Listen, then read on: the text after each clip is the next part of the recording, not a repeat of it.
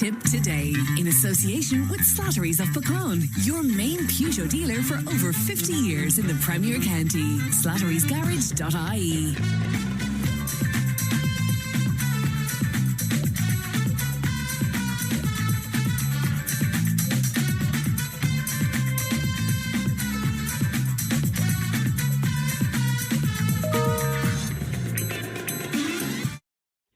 Good morning, welcome along to Tipp Today, 1800 938 007. Our free phone number won't cost you if you'd like to make a call to us. And Leanne is producing. Coming up on the show this morning, Stephen has the sport coming up shortly.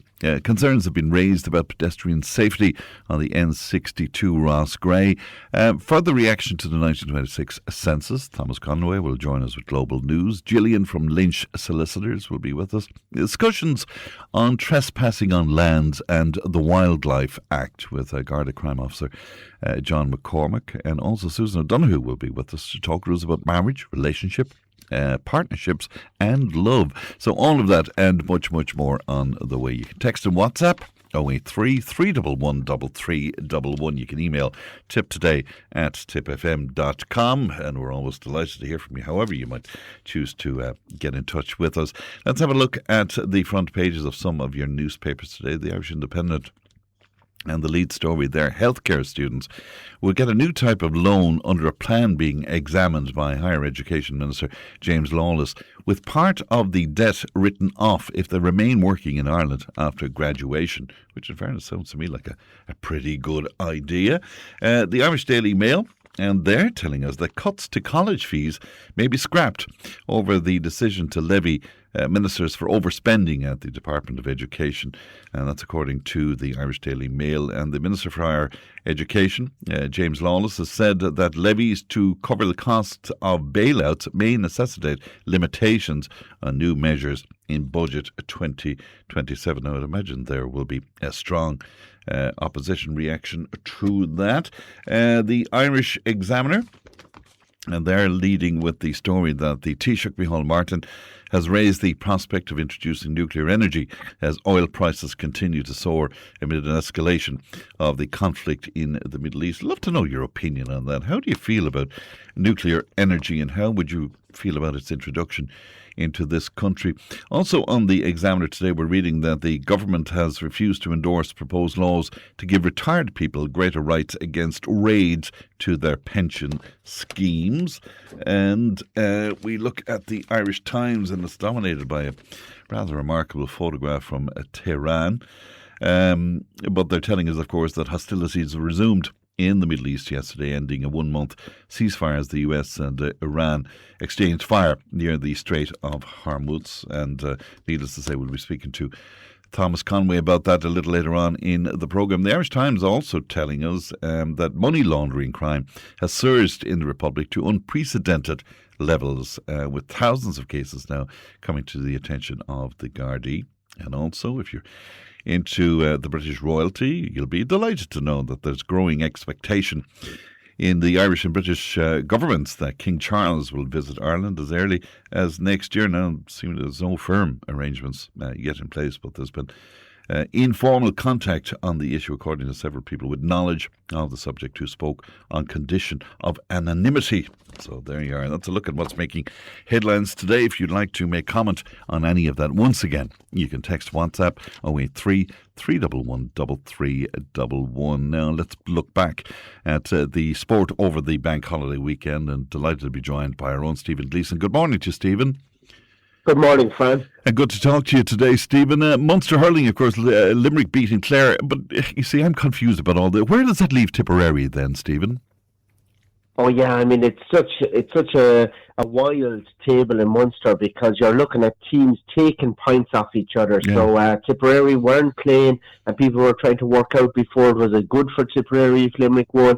Was it good if Clare won? And there's just so many variables still, and so many possible outcomes. You know, you're looking there at up to 50 different outcomes depending on the next round of matches. So Tipperary are kind of as they were, but Clare looked to be in dire straits after that game. They were in, no man's land for a lot of that match. Limerick dictated the pace of it on Sunday afternoon, and Limerick were top class really dispatched the Clare side that struggled, and an early goal from Limerick just set the tone, and from there in the first half they just went on, and you could see John Kiley had a big smile on his face, and he was absolutely delighted at how Limerick were playing, and the fact that Clare just couldn't find any rhythm at all, and that's worrying for them because they had a lot of players misfiring.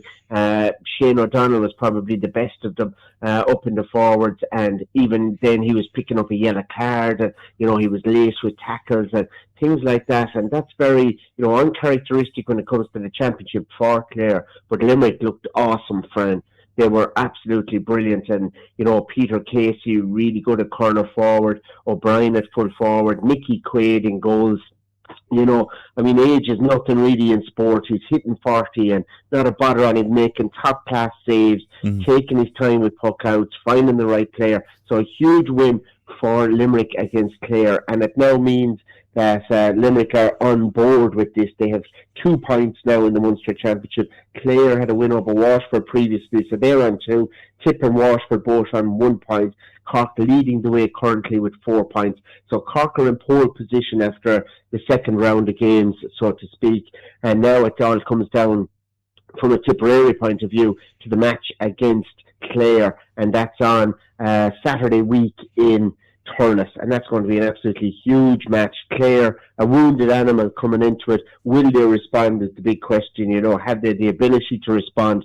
They were wiped out yesterday by Limerick, and Tipperary will hope to just capitalise on that while they're down and push on. Tipperary just in need of finding their feet now and finding a bit of rhythm. They have 1 point on board so far with that draw against Waterford, but they will need to improve from that game to beat Clare. But Clare have a mountain to climb now, so it's really interesting times there. And Waterford play Cork as well next weekend. That'll really tell us where Waterford are at. If they got something out of that game, it really puts them in a position that nobody expected, where they could possibly be in the hunt to qualify from Munster. But Cork look to be the strong side, and Limerick are proving that. And Tipperary is still wait and see with Tipperary. We're still finding our feet after a long winter with the Cup, Fran, and Tipp just starting to get back to rhythm. So it's a huge match now. The weekend after next weekend against Clare, and that's really going to decide what happens from a Tipp point of view and a Clare point of view this year. But Clare are reeling at the moment anyway. That's the main thing. Interesting. Tipperary, Charlene Mausley as well, a top class race there for Ireland's relay team. Was that in Africa? It was, Fran, over in Botswana. Yeah. So it just shows you how amazing sports like that are, that you can do your training growing up in Newport AC, and then you end up running for your country on a different continent, qualifying for a big championships. And the championships is on next year, but it's a difficult one to qualify for. It's over in Beijing in 2027, the World Championships. And Ireland were in a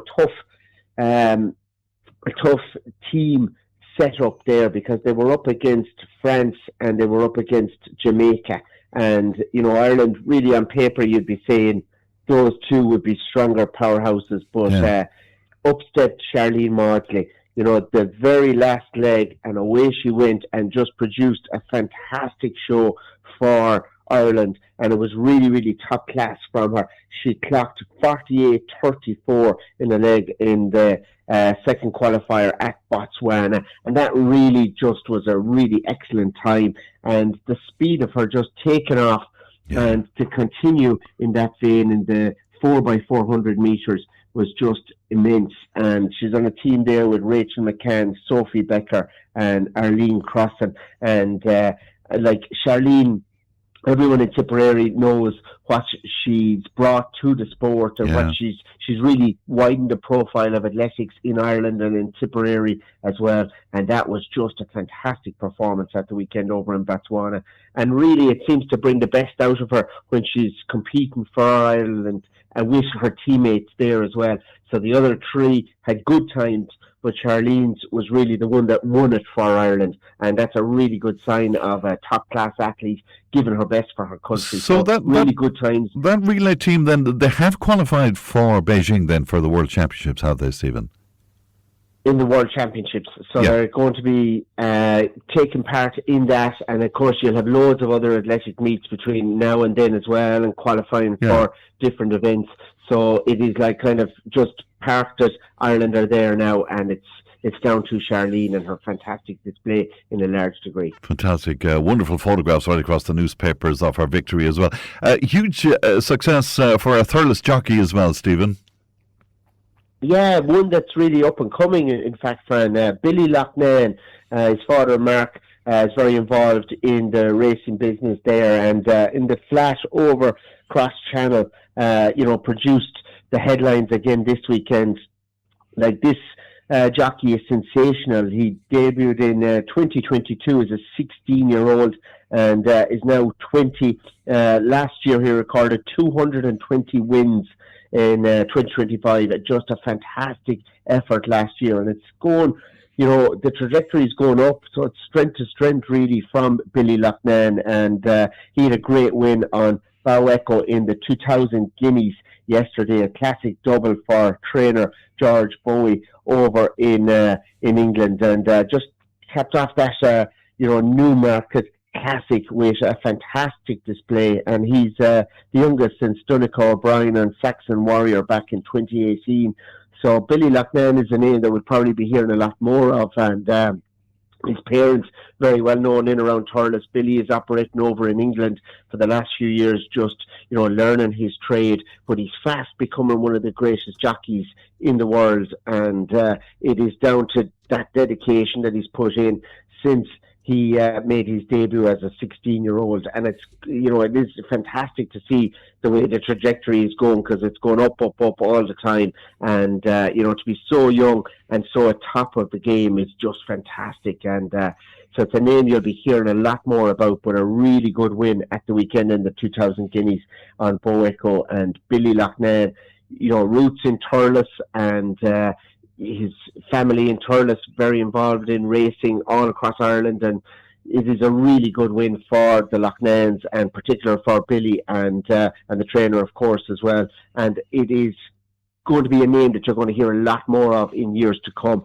but at the moment proven that he's top of the game, and a huge win cross-channel in that for one so young in particular. Fantastic news altogether. And to rugby then, and Leinster into the European final. Yeah, and I suppose the big thing with this, Fran, was just the low attendance at the match in Dublin. And it's just a sign of the times, I suppose, with some sports that they're starting to fall off in terms of attendance. We're not seeing it in the Munster Championship now. In hurling, there's sold-out fixtures all the time, and a lot of people are putting it down to the fact that these games are on free-to-air TV a lot of the time. So, most of the public get to watch it on, be it RTE in Ireland or whatever station you can tune in, and it's not pay-per-view. But the problem, I suppose, for a lot of rugby supporters at grassroots level is that rugby has now become behind a paywall. So you're starting to see that really take hold. That began there a few years ago, and it's just knocked out a lot of potential fans that would have gone to that match maybe 10 years ago or 5 years ago. These matches are not, free to everybody to watch before this. So the fact that it was a European Cup semi-final in Dublin, people didn't really react to it in a huge way at all, and people didn't know about it. And that's a worrying trend, I think, for sport in general, that a lot of it is going behind the paywall, and it's not, free to air, and it's not seen by a huge amount of the population. But on the field, Leinster didn't really bother them that there was such a small crowd there. They still managed to beat Toulon 29 points to 25, but Toulon put in a really good effort late on to storm back into the game, but Leinster just held on, and they'll take on Bordeaux now, the reigning champions, in the final in Bilbao in Spain on May 23rd, and Bordeaux had a big win over Bath in the other semi-final, and it sets up a really exciting final and a good time for Irish rugby to have a team in that final. But Munster not really hitting the heights this season, and have had a lot of financial difficulty, and that that all feeds into that fact that a lot of the matches are not being seen by a lot of people. They're behind the paywall. In fairness to TG4, they do show some games, but the major ones, I think, are kind of hidden, and that's proven to be a problem. And it'll be just an interesting thing to watch for going forward, is at a trend that follows with sport, that if it goes behind a paywall, the viewership goes down and the sport dwindles in popularity amongst the general public. So that's something to watch out for going forward. Yeah. But Leinster either way into that final. Is it not the case with snooker, though, Stephen? Because there's a revival of snooker, and of course the World Final taking place at the weekend as well. Absolutely, Fran. And again, free for millions to watch in England on the BBC. And that really helped that as a sport to stay popular, because it had kind of faded for a while, but it's come back in a huge way. And snooker now, I know there's loads of really good snooker halls all around Tipperary. Big club in Nina doing an awful lot of promotion, a lot of work up there goes on. And it's a sport that is growing again in popularity. Probably had its heyday maybe the 80s, 90s there, when you had Dennis Taylor and you had, a lot of Irish players to the fore, the likes of Alex Higgins as well.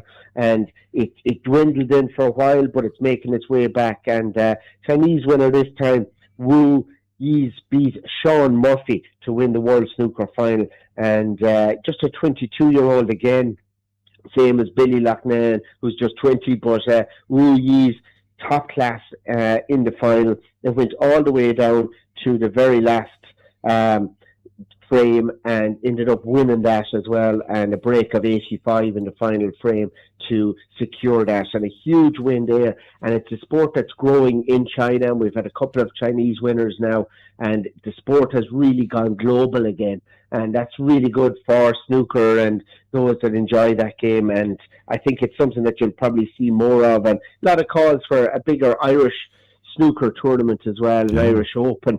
And, Gost would be the natural home of it in Ireland, I suppose. But it would be great to see something revived in a bigger scale in Ireland and have it back, I suppose, on terrestrial TV and, have us back talking about it on Tipp FM more often. But really exciting the weekend, and hopefully it'll be a sport that will stay revived. And I think the fact that so many people got to follow it makes a huge difference to the sport as well. For sure. Brings me back lots of lovely memories. I used to be part of the entertainment at the Crucible back in the early 90s, Stephen, and a fantastic memory. Wow. Some of the big characters of snooker at the time, lovely. It'll be in my book. It'll be a chapter in the book, Stephen.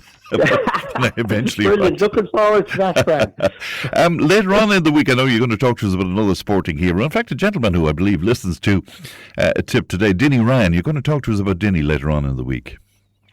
Yeah, Denny Ryan scored the winning goal in the 1971 All-Ireland final for Tipperary, and a last-minute effort, and ball broke off the Kilkenny goalkeeper, Ollie Walsh, down to Denny, and as Micheál O'Hare famously called him, Little Denny, and he got that goal, struck it in the back of the net. Tipperary won the All-Ireland, and it was the last big win from 1971 up until 1989 for Tipperary. And it was an era where Paddy Leahy had, just passed away, and that era where Tipperary were dominant in the 60s started to fade. So this was one last hurrah for the likes of Mick Roach, Babs Keating, and Lynn Gaynor, and players of that calibre, and Little Denny from Sean Tracy's club in West Tipperary popped up with the winning goal in the All-Ireland final. So we'll revisit that story, and it's a fantastic one of the year of 71. Yeah, really looking forward to that. Stephen, a pleasure as always. Thank you, my friend. Thank you, and good morning to you. That's the great Stephen Leeson speaking to us this morning, looking back at the weekend of sport. 1800 938 007. We are live from Nina today. Back in just a moment. Tipp FM's Tipp Today. With Slattery's Garage, Puck On. Main Peugeot dealers in the Premier County. And now stocking the full range of the luxury French car brand DS Automobiles. Book your test drive today with Slattery's Garage, Puck On. See slatterysgarage.ie. Tipp Today, in association with Slattery's of Pecan, your main Peugeot dealer for over 50 years in the Premier County. slatterysgarage.ie.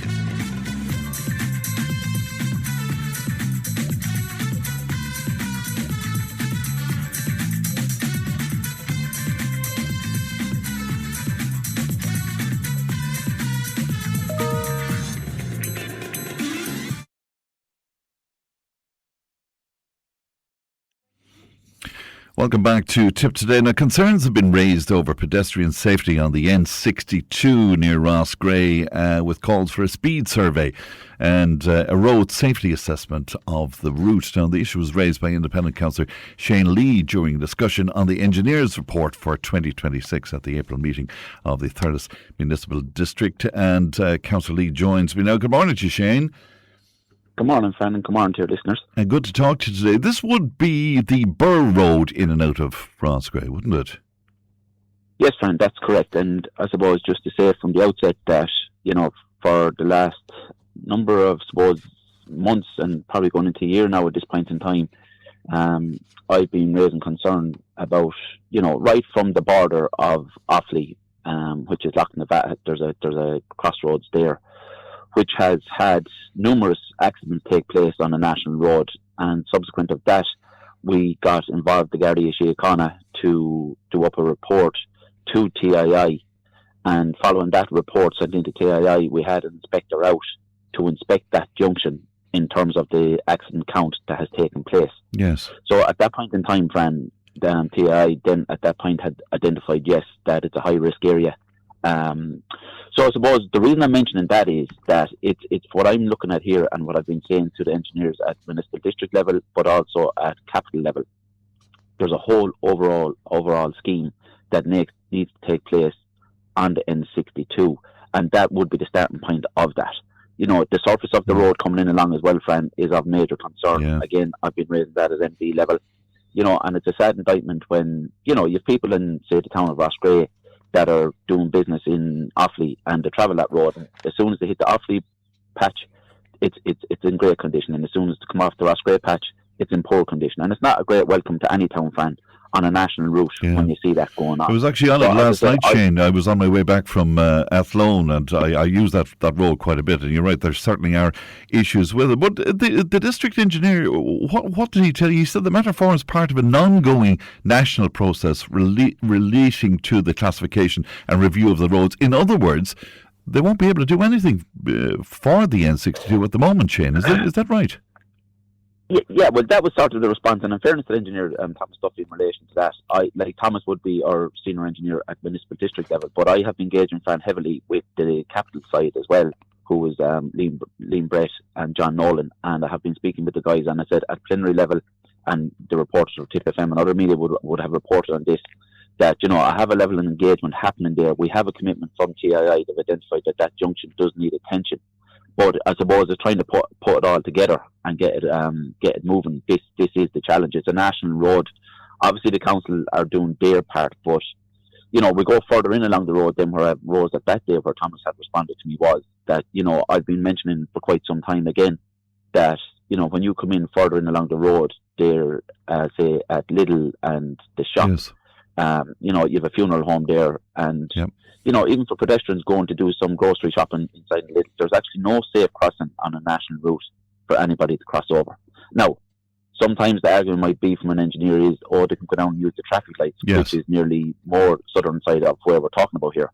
And people cross over at this point every single time. As I said, we have a funeral home there, and I'm not using that as an example, but that's one of the areas where it's a busy space. Yeah, there's a garage opposite that there as well, a very busy garage there. The garage, the garage is there, and you have, as I said, Lidl is across the road.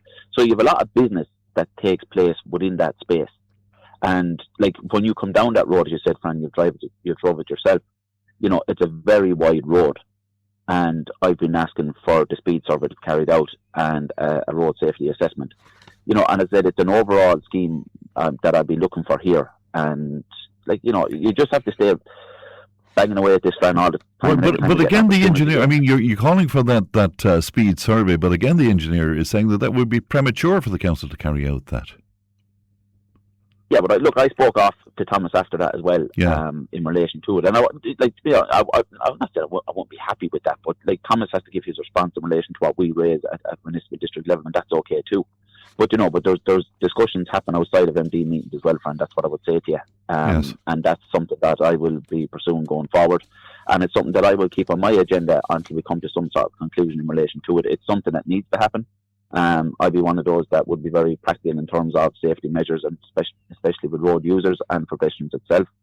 So, it's something that's identified, it's something that's on the radar, and it's something that I will continue to stay working on. And speaking of the Rosemary Square there as well, I mean, there's huge issues around that. I find it very hard to negotiate around Rosemary Square there, Shane.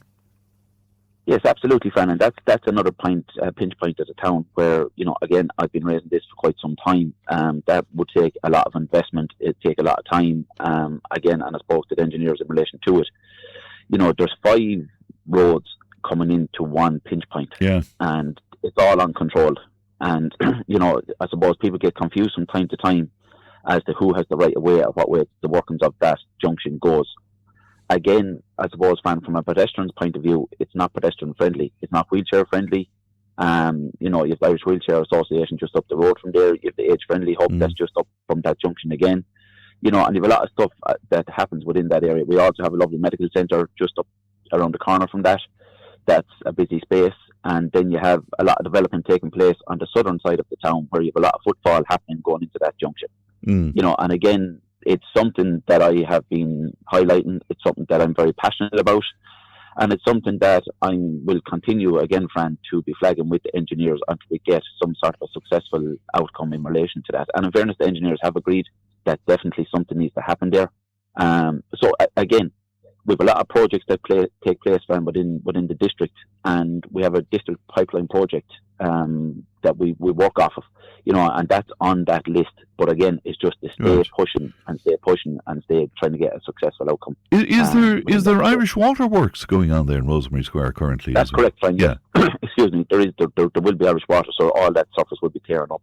And I suppose the engineers had said that to me as well.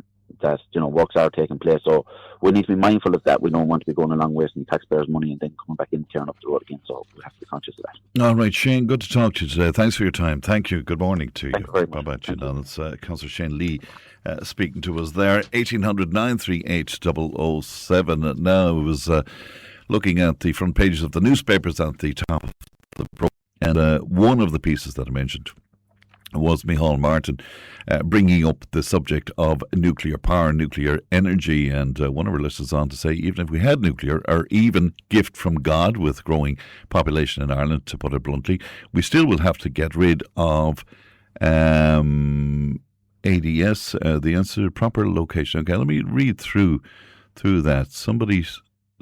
Okay, that's a very detailed one in from Liam. I'll have a look through that because I know that he's speaking about wind and solar and geothermal and ADs, which is what anaerobic digesters and all of that kind of thing. Let me have a look through that because it's a rather complex one from our Liam today. Now, Betty was in touch with the show recently after tracing her own family connections through the 1926 census, and she joins me now. Good morning to you, Betty. Oh, good morning, Fran.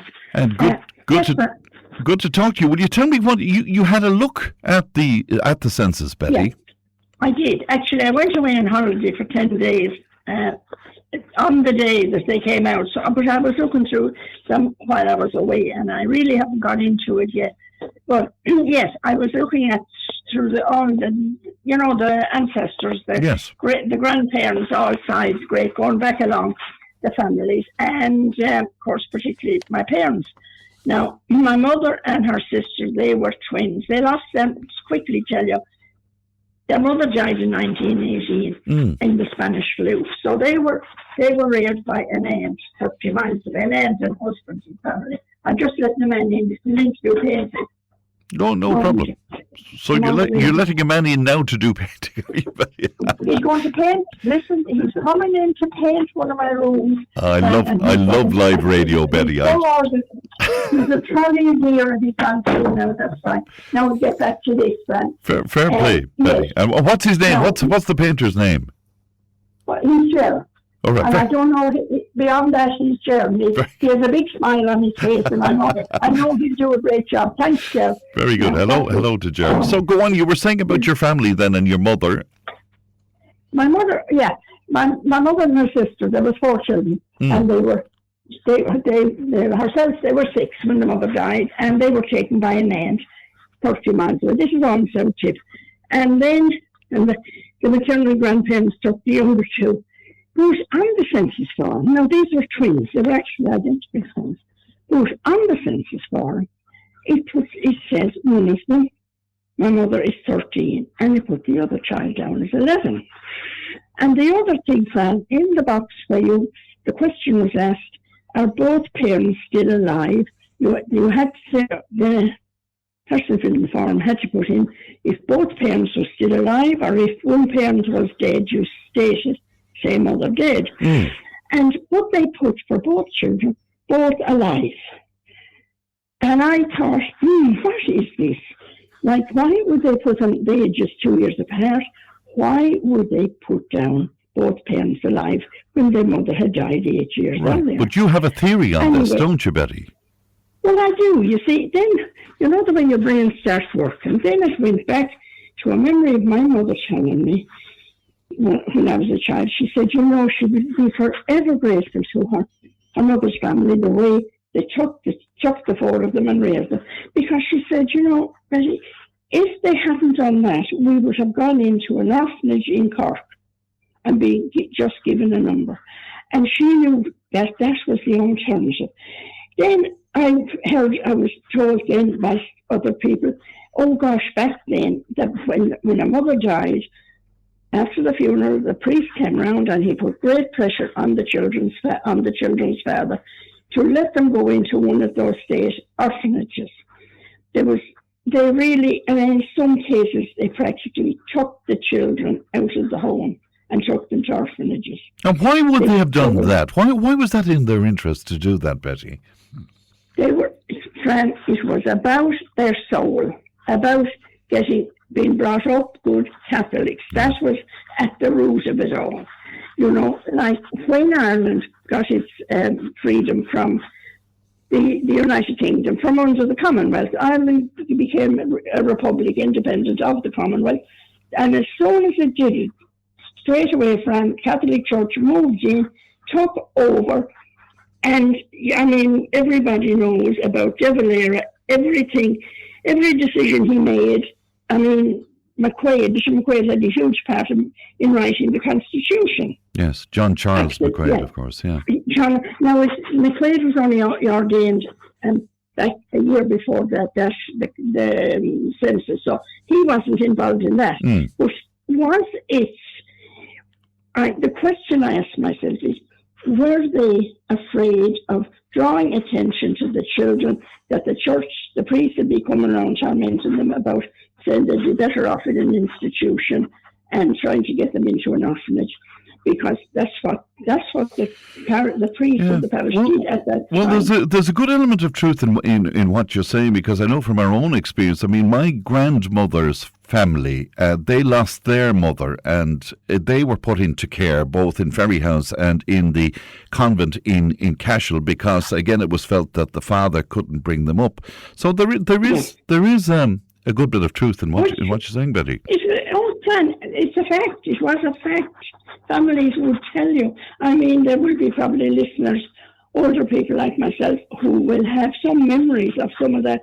And I'm just thinking, were they that intimidated that they thought, look, if we put down two children exactly the same age, which it would show up, like when it would stand out. Yes. And they think, oh God, they have two, as they keep. The thing is, and they put them down as 2 years apart and put down the parents alive, so nobody would question anything. My God. And the guard, the head of house, he was an old man. He was a father to the farmer that my grandaunt was married to, but he was still alive, and he signed the form, but he didn't fill it in. And I'm trying to figure out the handwriting. Did the guard who did it fill it in? And or why did they put the information there? Because these were an educated family, Yes, yeah. Very comfortably off. They had two men, agricultural labourers, living in with the family in the house. They always had paid help living in and coming in. They were a very comfortably off family. But why they put the kids 2 years, towards that delivery, 2 years apart in their ages, and put them down both parents. But it was to protect them, though, Betty. It was to protect the children. Oh God, yes. It was. But you know, Fran, when you see it first, you think, why didn't they tell the truth? Because we have this kind of streak to record the facts. Yes. But in cases, so I'd say to people, just look out for where, again, if you go back to the earlier census, the 1901, 1911, people who were single, still single in their late 20s, 30s, into their 40s, they tended to put down their ages of being younger than they were. That went on a lot. Yes, but I want to say quickly to people and to encourage the listeners to do their family tree. Now, that work from the 2026 census, it's so simple. You go straight into it online. It's much easier than the previous ones. But anyway, to use it as a starting point, write down, like, you will see how many years, they even ask the married people, how many years and months they were married, how many years and months the children's ages were. They were being very precise.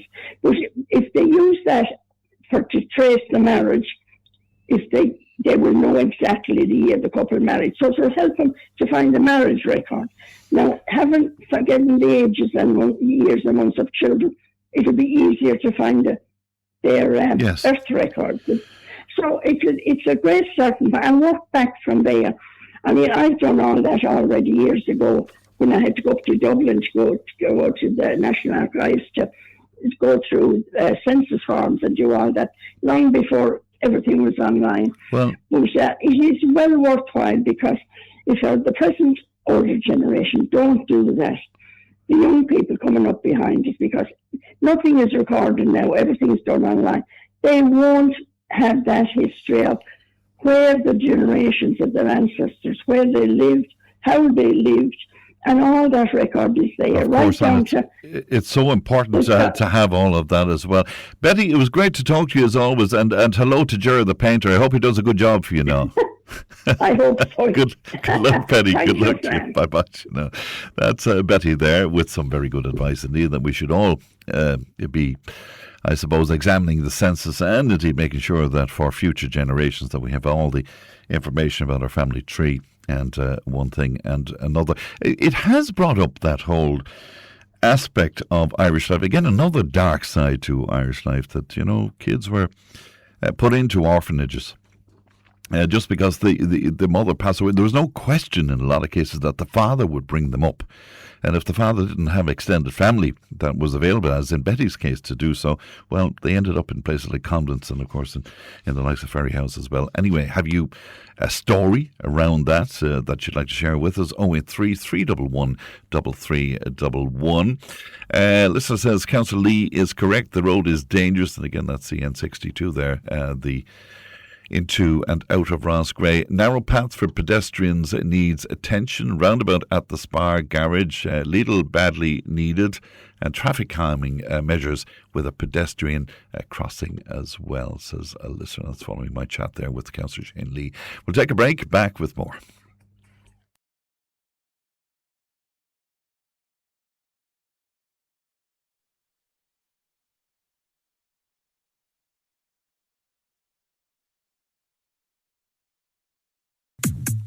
Tipp FM's Tip Today. With Slattery's Garage, Puck On. Main Peugeot dealers in the Premier County. And now stocking the full range of the luxury French car brand DS Automobiles. Book your test drive today with Slattery's Garage, Puck On. See slatterysgarage.ie. Tip Today, in association with Slattery's of Pecan, your main Peugeot dealer for over 50 years in the Premier County. slatterysgarage.ie.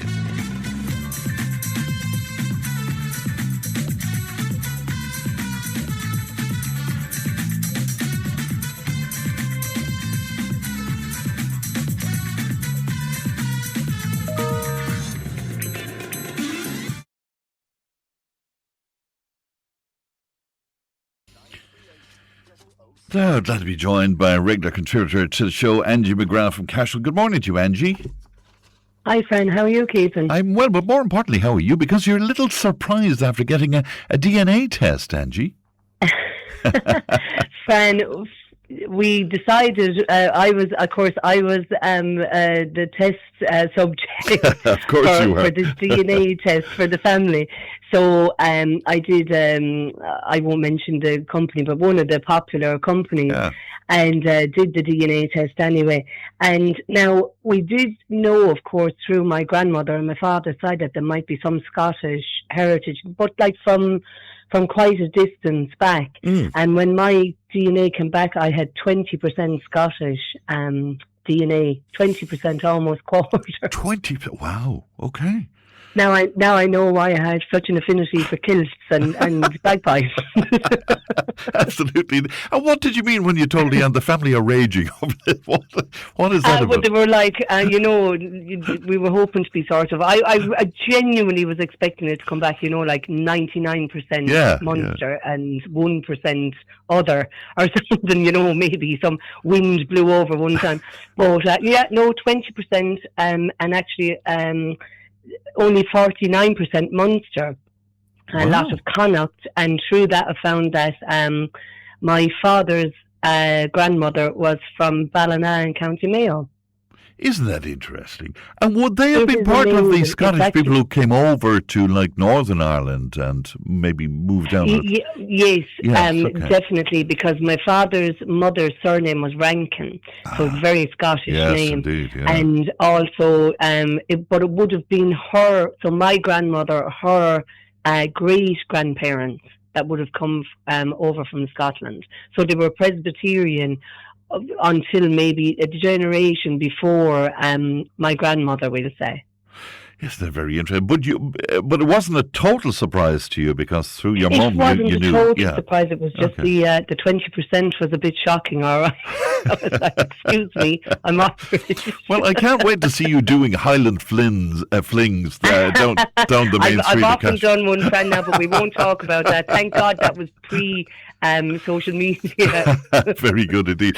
And tell me this: you lost a family member. What was that about? Or you found a lost family member? We found a lost family member, Fran. Again, through my father, an aunt of his, Annie, had a son, Joe, who disappeared. She moved to England and he disappeared out of the family lore. Now, he didn't physically disappear, but he just disappeared. He wasn't mentioned or he wasn't spoken about or anything like that. He just got lost over the generations. And anyway, through the DNA, didn't we find, well, actually, she matched with us. Ali is her name. She's from Australia. He had married in London as a young man and moved to Australia and had just never been in contact with his family and had sort of forgotten really most of his early life. I suppose it was just such a distance that he just had forgotten. And so we're in contact with a long lost cousin. Isn't that incredible? And what happens there, Angie?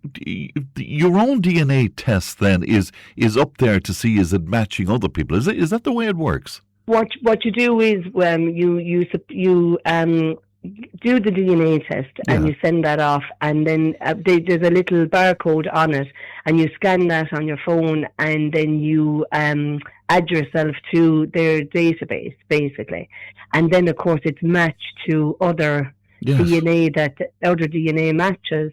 And like I've been able to go back 4 or 5 generations on both sides with my mother and father, which is amazing. It's so interesting. Isn't it just? And were you always interested in family tree and that kind of thing? Oh, I love it. Yeah. Fran, and it's amazing, and I've been looking into it recently because of it.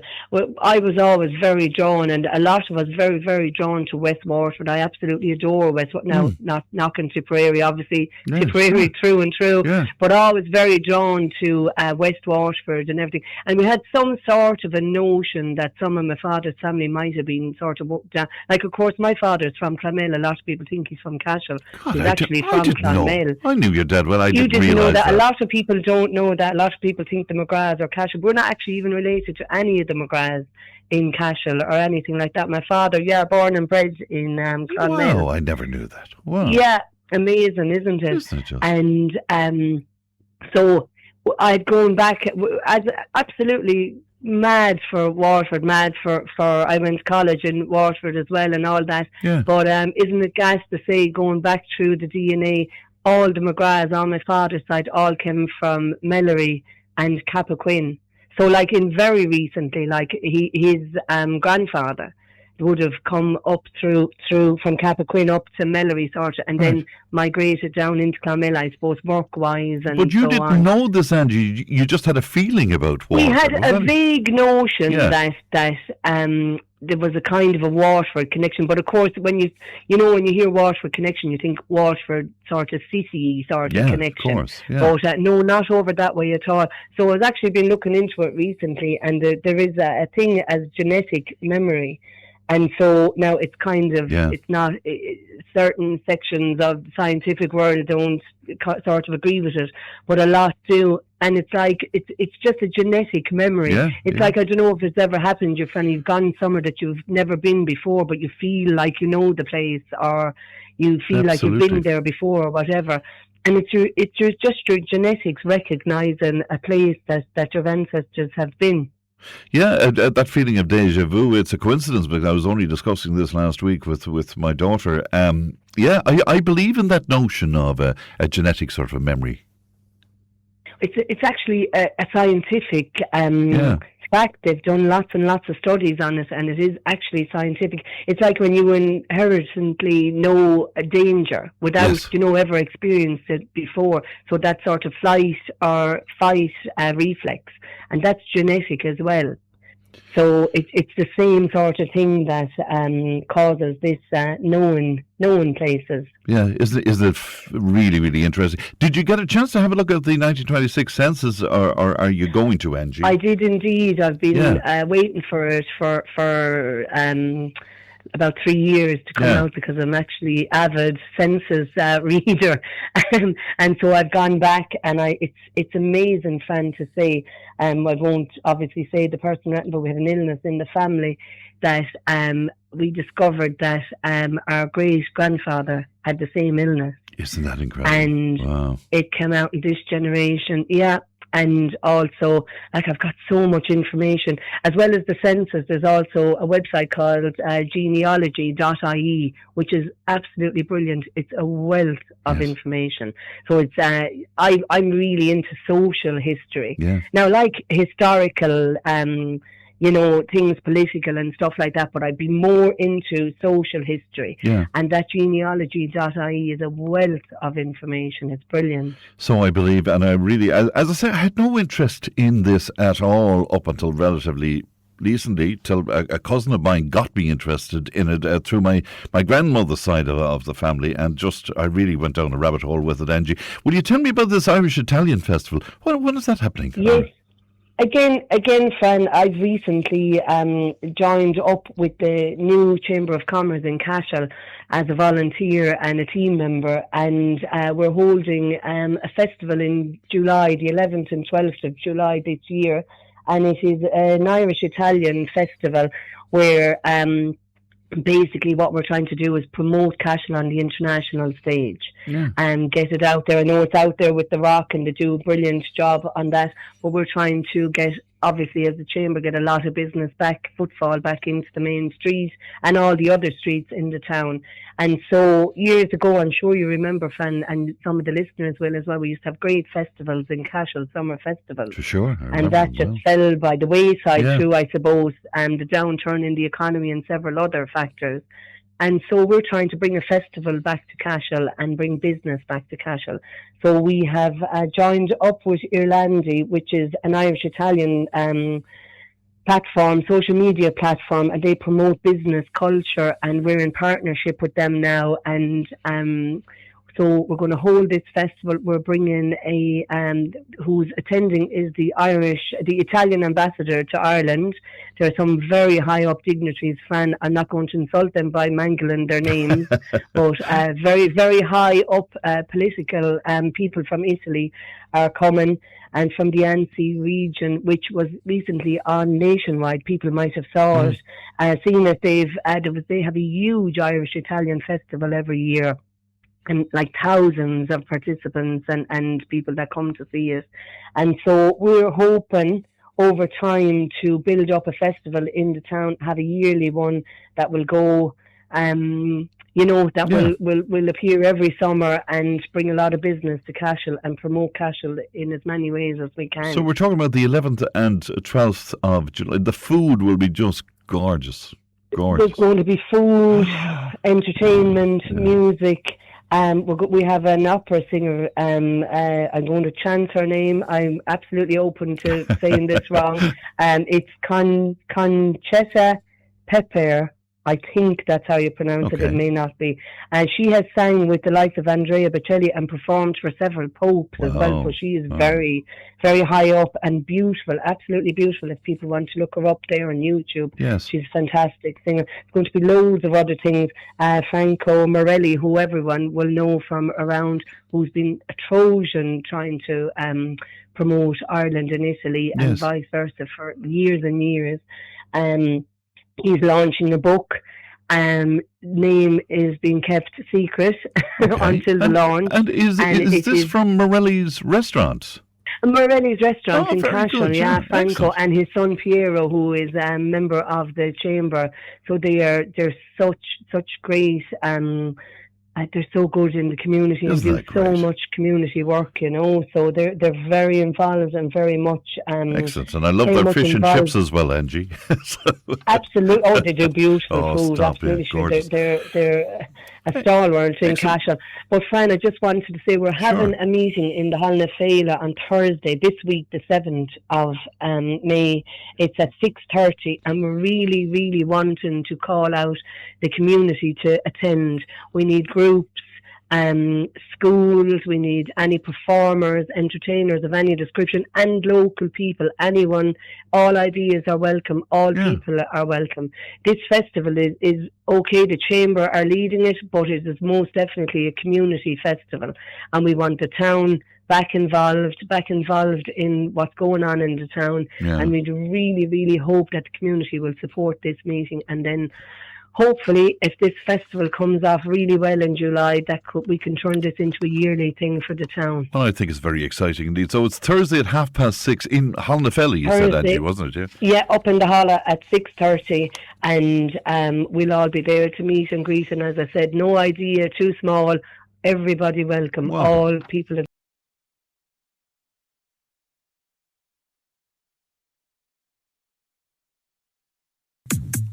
Tipp FM's Tip Today. With Slattery's Garage, Puck On. Main Peugeot dealers in the Premier County. And now stocking the full range of the luxury French car brand DS Automobiles. Book your test drive today with Slattery's Garage, Puck On. See slatterysgarage.ie. Tip Today, in association with Slattery's of Pecan, your main Peugeot dealer for over 50 years in the Premier County. slatterysgarage.ie.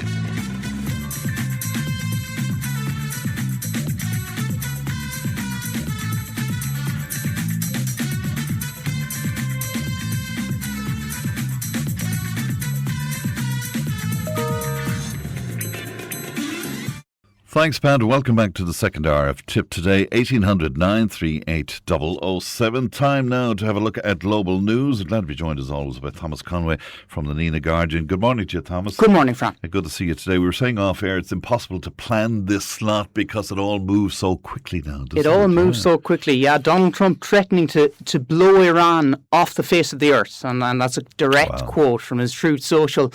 It's staggering, really. There's another standoff, essentially, in the Strait of Hormuz. Tensions rising overnight. It said the UAE, the United Arab Emirates, has been attacked. The US, over the weekend, constructed this plan, which Trump dubbed Project Freedom, which was basically to allow passage for the thousands of sailors and thousands of ships trapped in the Strait of Hormuz. Was it escorting them, in fact? Effectively escorting them. Now, I've heard mixed reports. I've heard that they were going to provide aerial and naval assistance, but weren't going to directly escort them, because obviously there's now Iranian mines within the strait.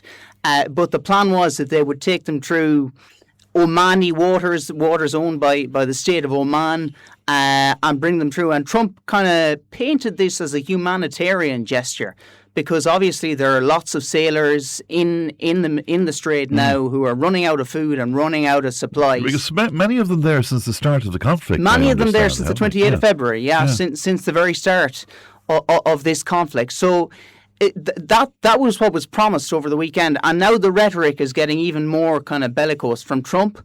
And on the Iranian side, the Iranians said they are in control of the strait. The Foreign Minister Abbas Araghchi came out and said that. The Speaker of the Iranian Parliament, Halibaf, put out another statement on social media this morning, a kind of a bellicose statement.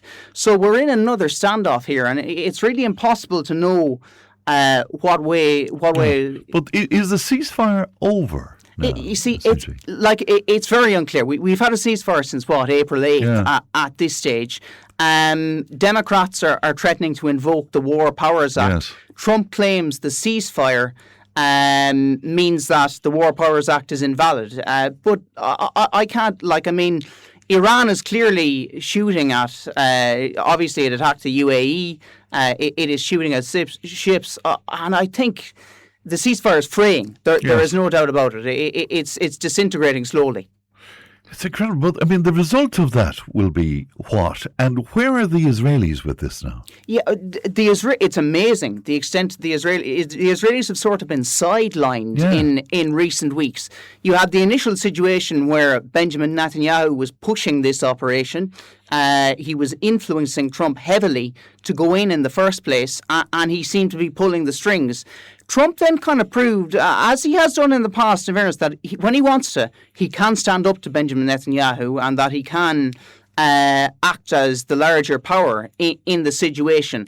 But we haven't heard much from the Israelis in recent days. There have been developments in Israeli politics. I mentioned last week there was a new political party formed, an election later in the year. But it's unclear where this sits with all of them. The one thing that we can be sure of is the US goal of eradicating Iran's 400 and something kg of enriched uranium. That remains a key objective for Donald Trump and the US administration. And I think if they don't do that, it would amount to a defeat. Now, the Iranians are coming to the table with all kinds of kind of maximalist demands. I can't see them surrendering that enriched uranium unless there are significant, unless a significant prize is given to them, whereby their economy is opened up to the rest of the world. Sanctions are lifted, stuff like that. So the two sides remain at odds, and it's very hard to know which way it'll go from here. Is there a plan?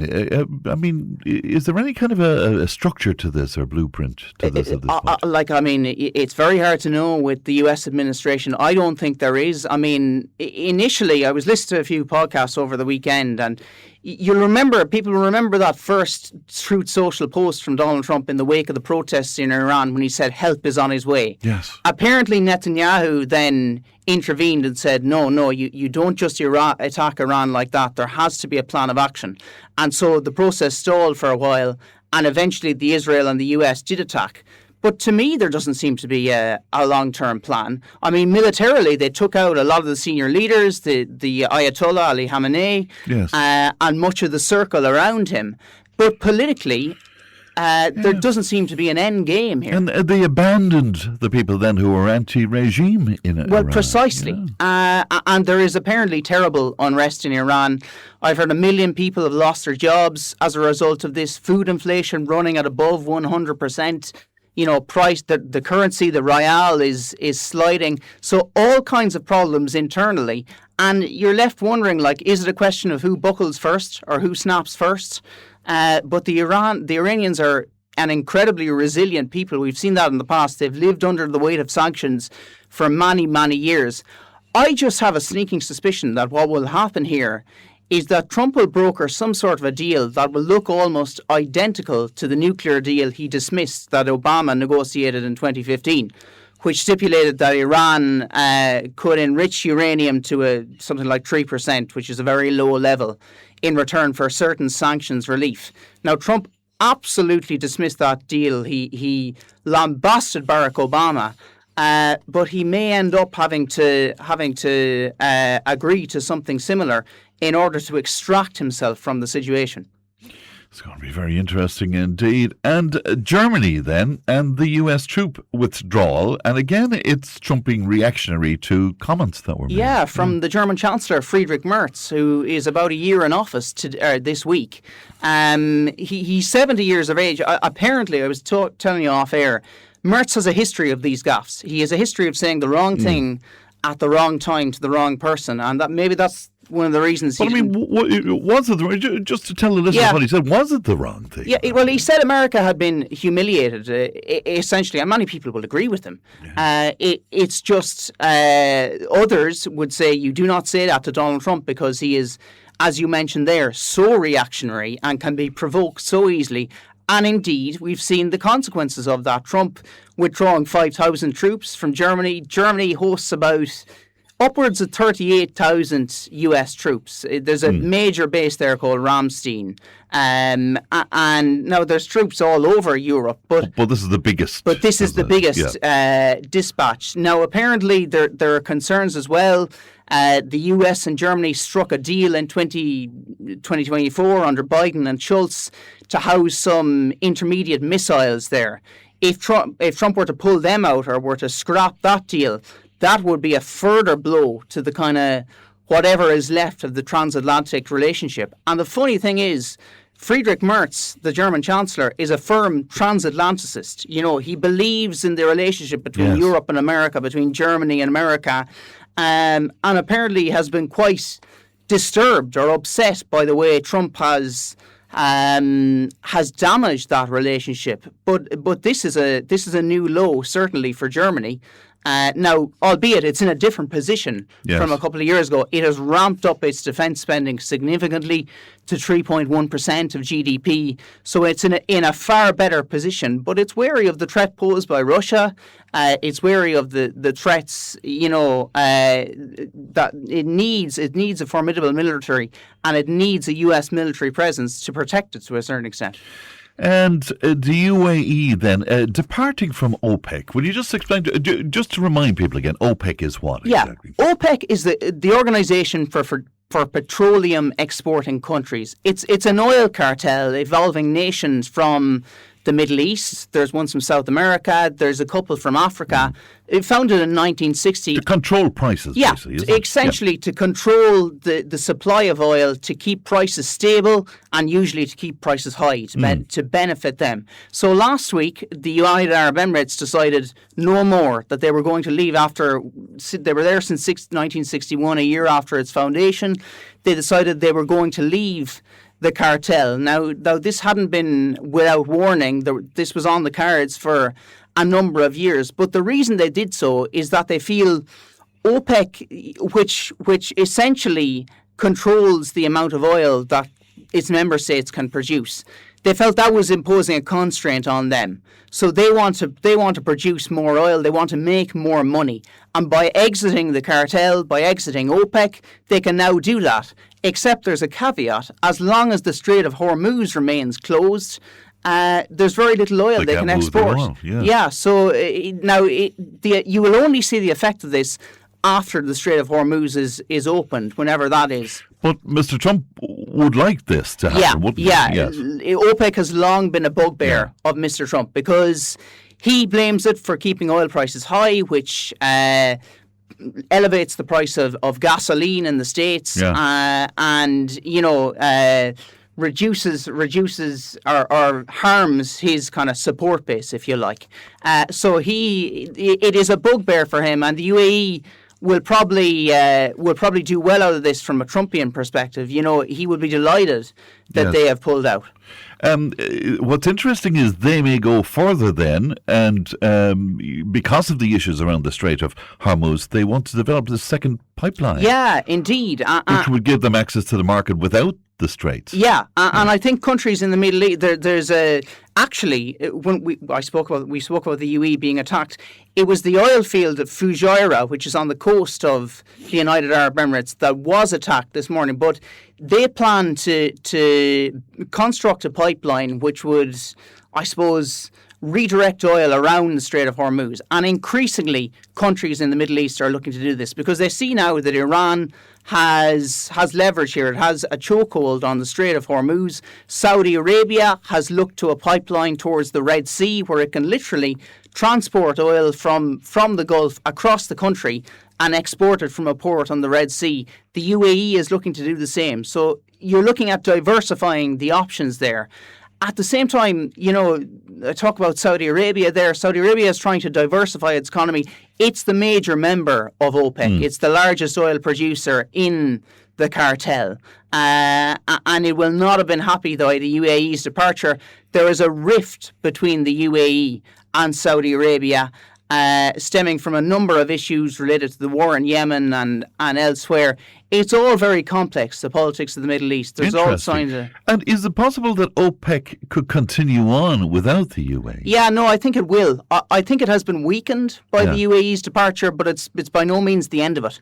I think it's upwards of 10 members. There's also a group called OPEC Plus, which includes Russia. It kind of brings in a number of other countries as well. So they will continue to band together. The US is the other major oil producer in the world at the moment. You've places like Norway, I guess. So it will continue to exist and it will continue to be a force, but there is no doubt it is diminished by the UAE's departure. Interesting. Let's move to Brazil. There are very polarised politics in Brazil. Really divided, fractured, whatever word you want to use. Last week, the former president, Jair Bolsonaro, something interesting happened. He was sentenced to 27 years in jail last year for plotting a coup. Now, that's following him losing. That's following him losing the 2022 election to Lula. What the Brazilian Congress did last week is they vetoed a bill brought forward by the President Lula and effectively it's looking at reducing Bolsonaro's jail sentence to as low as, I think, 2 years. So this would allow him to get out. Now, he's not in good health, Jair Bolsonaro. I think I heard he was taken to hospital over the weekend. People might remember he was stabbed in the campaign trail in 2022. But he is almost old news now. He has given his blessing to his son, Flavio, who is expected to contest October's presidential election. Lula is expected to run against him for a 7th term. This is President Luiz Inácio Lula da Silva. He is 80, but he seems to be the left's only viable candidate. But I was just doing a little bit of reading and a little bit of research into the country. It is deeply divided. I mean, 213 plus million people, a lot of them mixed race, but huge economic inequality. The disparities are staggering. You have cities like Sao Paulo, which, although they have a lot of favelas and poor in them, you have helicopters swanning around the place, bringing the rich. And then you've other cities in the north and places like that where people are living on less than $3 a day and things like that. All these statistics. Former colony, of course. Does that play into this in some way? Yeah, it does. I mean, it's Portuguese speaking. Yeah. In the south, you have, I think, the ethnic mix is more so German and Italian immigrants. Then you have more native peoples up in parts of the north. So there is a divide between north and south. And geographically, it's a fascinating country. I mean, you could walk across Brazil and you'd almost be walking across several continents. You have the rainforest there, the plains, everything. Desert as well. Yeah. But certainly it's going to be very interesting. The one thing I could get from, and I spoke to a friend who had been in Brazil, the same friend who had been in Bolivia earlier in the year, the one thing that everyone agrees on is they absolutely resent corruption, and corruption has plagued Brazilian politics for the past several years. There was something known as the Petrobras scandal. Petrobras is the state-owned oil company. In around 2014, the middle part of that decade. And there were huge consequences. They funneled loads of money. There was an investigation dubbed Investigation Car Wash because they were using car wash firms to launder money, stuff like that. And that has plagued Brazilian politics. Lula actually ended up in jail as a result of it for a year. And then got out. Yeah. And the Supreme Court dragged into this as well. The Supreme Court apparently in Brazil is hugely powerful. And more so than even the Supreme Court in the United States, which is obviously very influential. But there's a corruption scandal at the heart of the Supreme Court as well, and a lot of frustration amongst the Brazilian populace with that. There's supposed to be a separation of powers mechanism there. Clearly isn't. Is there any hope of an emergence of some sort of a centre kind of a character? I mean, the conditions are ripe for one, I would think, because Lula, although he's done some transformative things, is tainted by corruption. Flavio Bolsonaro, Jair's son, is part of a dynasty now that a lot of Brazilians don't like. He has a lot of supporters as well. But you would imagine the ground is fertile for some centrist candidate to emerge here and take the political system by storm. I would be surprised if it doesn't happen. But the election is in October. It would be very interesting to see if it's a runoff between the Flavio Bolsonaro and Lula. I suspect Lula will win again. Apparently he's enormously popular amongst the poor regions, introduced a range of kind of transformative social welfare schemes back in his early years. But you could well see a centrist candidate emerge. That's a very good point. It'll be interesting indeed. To the UK then, Thursday's local elections indeed. Drastic losses for Labour is... that's pretty much the prediction, and I'd say that's what will pan out as well. I mean, Keir Starmer under an awful lot of pressure. So reform? Yeah, I think reform will do well, and we spoke about it. Certainly in Scotland and Wales, it's going to be the nationalist parties that are going to pick up a lot of seats. The SNP in Scotland, Plaid Cymru in Wales, and that would be both would be historic results for those two parties. But in England itself, Reform UK looks to be top of the polls now. The Green Party may do well. Zach Polanski, the leader, was on the airwaves over the course of the weekend. He's quite a controversial figure, but a lot of voters leaning towards them. And the other interesting thing to note is Andy Burnham, the mayor of Manchester. He's been dubbed the King of the North. The Guardian reported, not the Nina Guardian now, the UK Guardian, reported on Saturday that he is making moves to get back to Westminster in order to challenge Keir Starmer for his leadership. So if Thursday's elections do not go well for Labour, and they probably won't, and if Burnham makes it back to Westminster, if he gets a seat in Westminster, you could see the prospect of a heave and a leadership change. It'll be very interesting. We have lots more that we could talk about, sadly out of time there. But it is worth mentioning Keir Starmer, he telling the BBC some of the protests may be stopped in the wake of that anti-Semitic attack in London, which is very unfortunate. Yeah, frankly, I don't agree with Starmer. I think the anti-Semitism is heinous, and I think that attack was horrendous. But I think it's an infringement on freedom of speech were you to stop those protests, those Palestinian protests. It's a little bit ridiculous what has been going on with the arrests of Palestinian activists, in my view, pro-Palestinian activists. But Starmer has taken a tough line on this. I'm not sure it's going to pick him up any votes.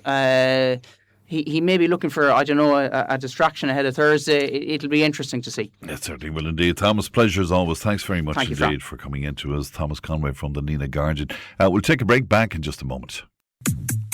Tipp FM's Tip Today. With Slattery's Garage, Puck On. Main Peugeot dealers in the Premier County. And now stocking the full range of the luxury French car brand DS Automobiles. Book your test drive today with Slattery's Garage, Puck On. See slatterysgarage.ie.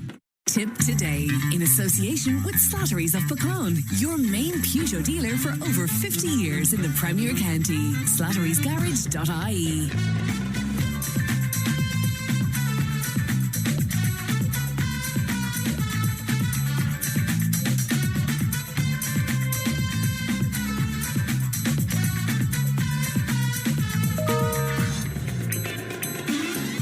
And you're very welcome back to Tip Today. Now, I'm delighted to be joined in the studio by John McCormac. John, of course, is Crime Prevention Officer for Tipperary, and Dr. Anya Lynch of the National Parks and Wildlife joining us too. And good morning to you both, and thanks for coming in to us today. John, will you set out what it is we're going to chat about this morning? Yeah, Fran, I suppose, thanks for having us in. And just to give us an opportunity, we just want to talk about, I suppose, an issue that we're encountering in rural areas is trespassing onto lands, and people coming onto lands, illegal hunting, and following on from that, then I suppose we're seeing incidents of criminal damage.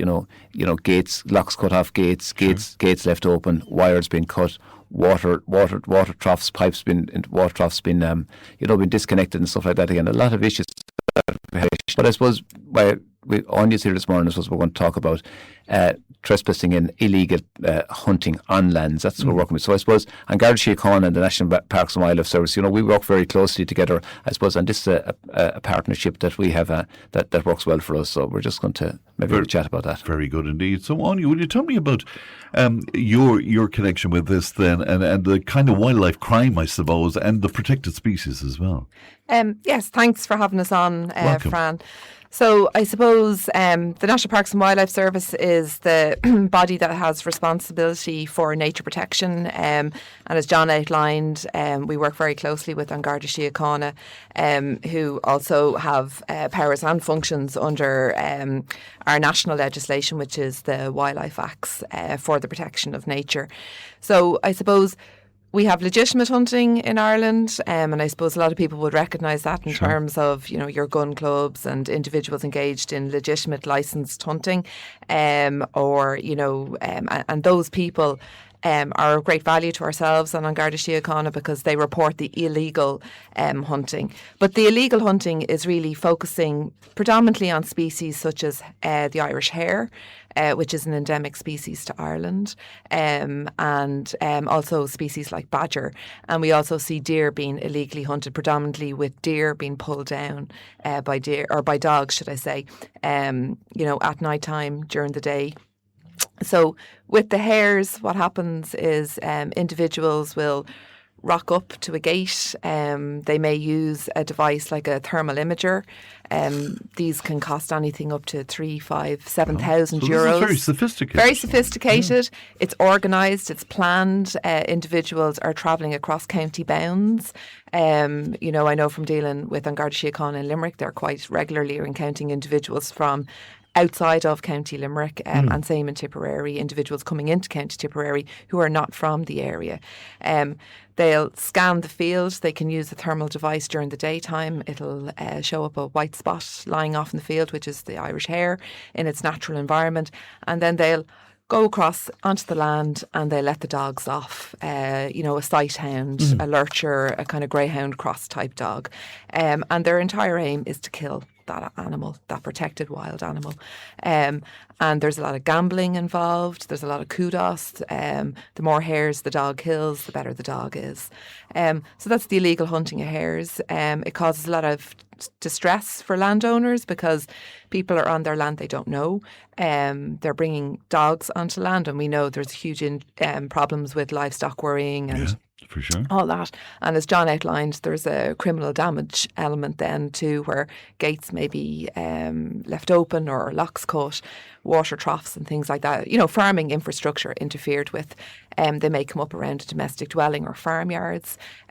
We do know that individuals involved in that kind of wildlife crime may also be involved in other areas of criminality, theft, burglary, drugs, assault. There has been cases where landowners who have challenged these individuals have been assaulted. So I suppose, I know Garda Síochána deal with that, and John will probably talk more about it.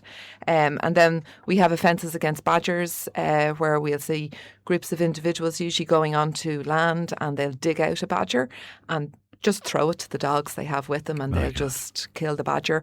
Or they may collect up that badger and bring it back to organised fighting at a pit somewhere.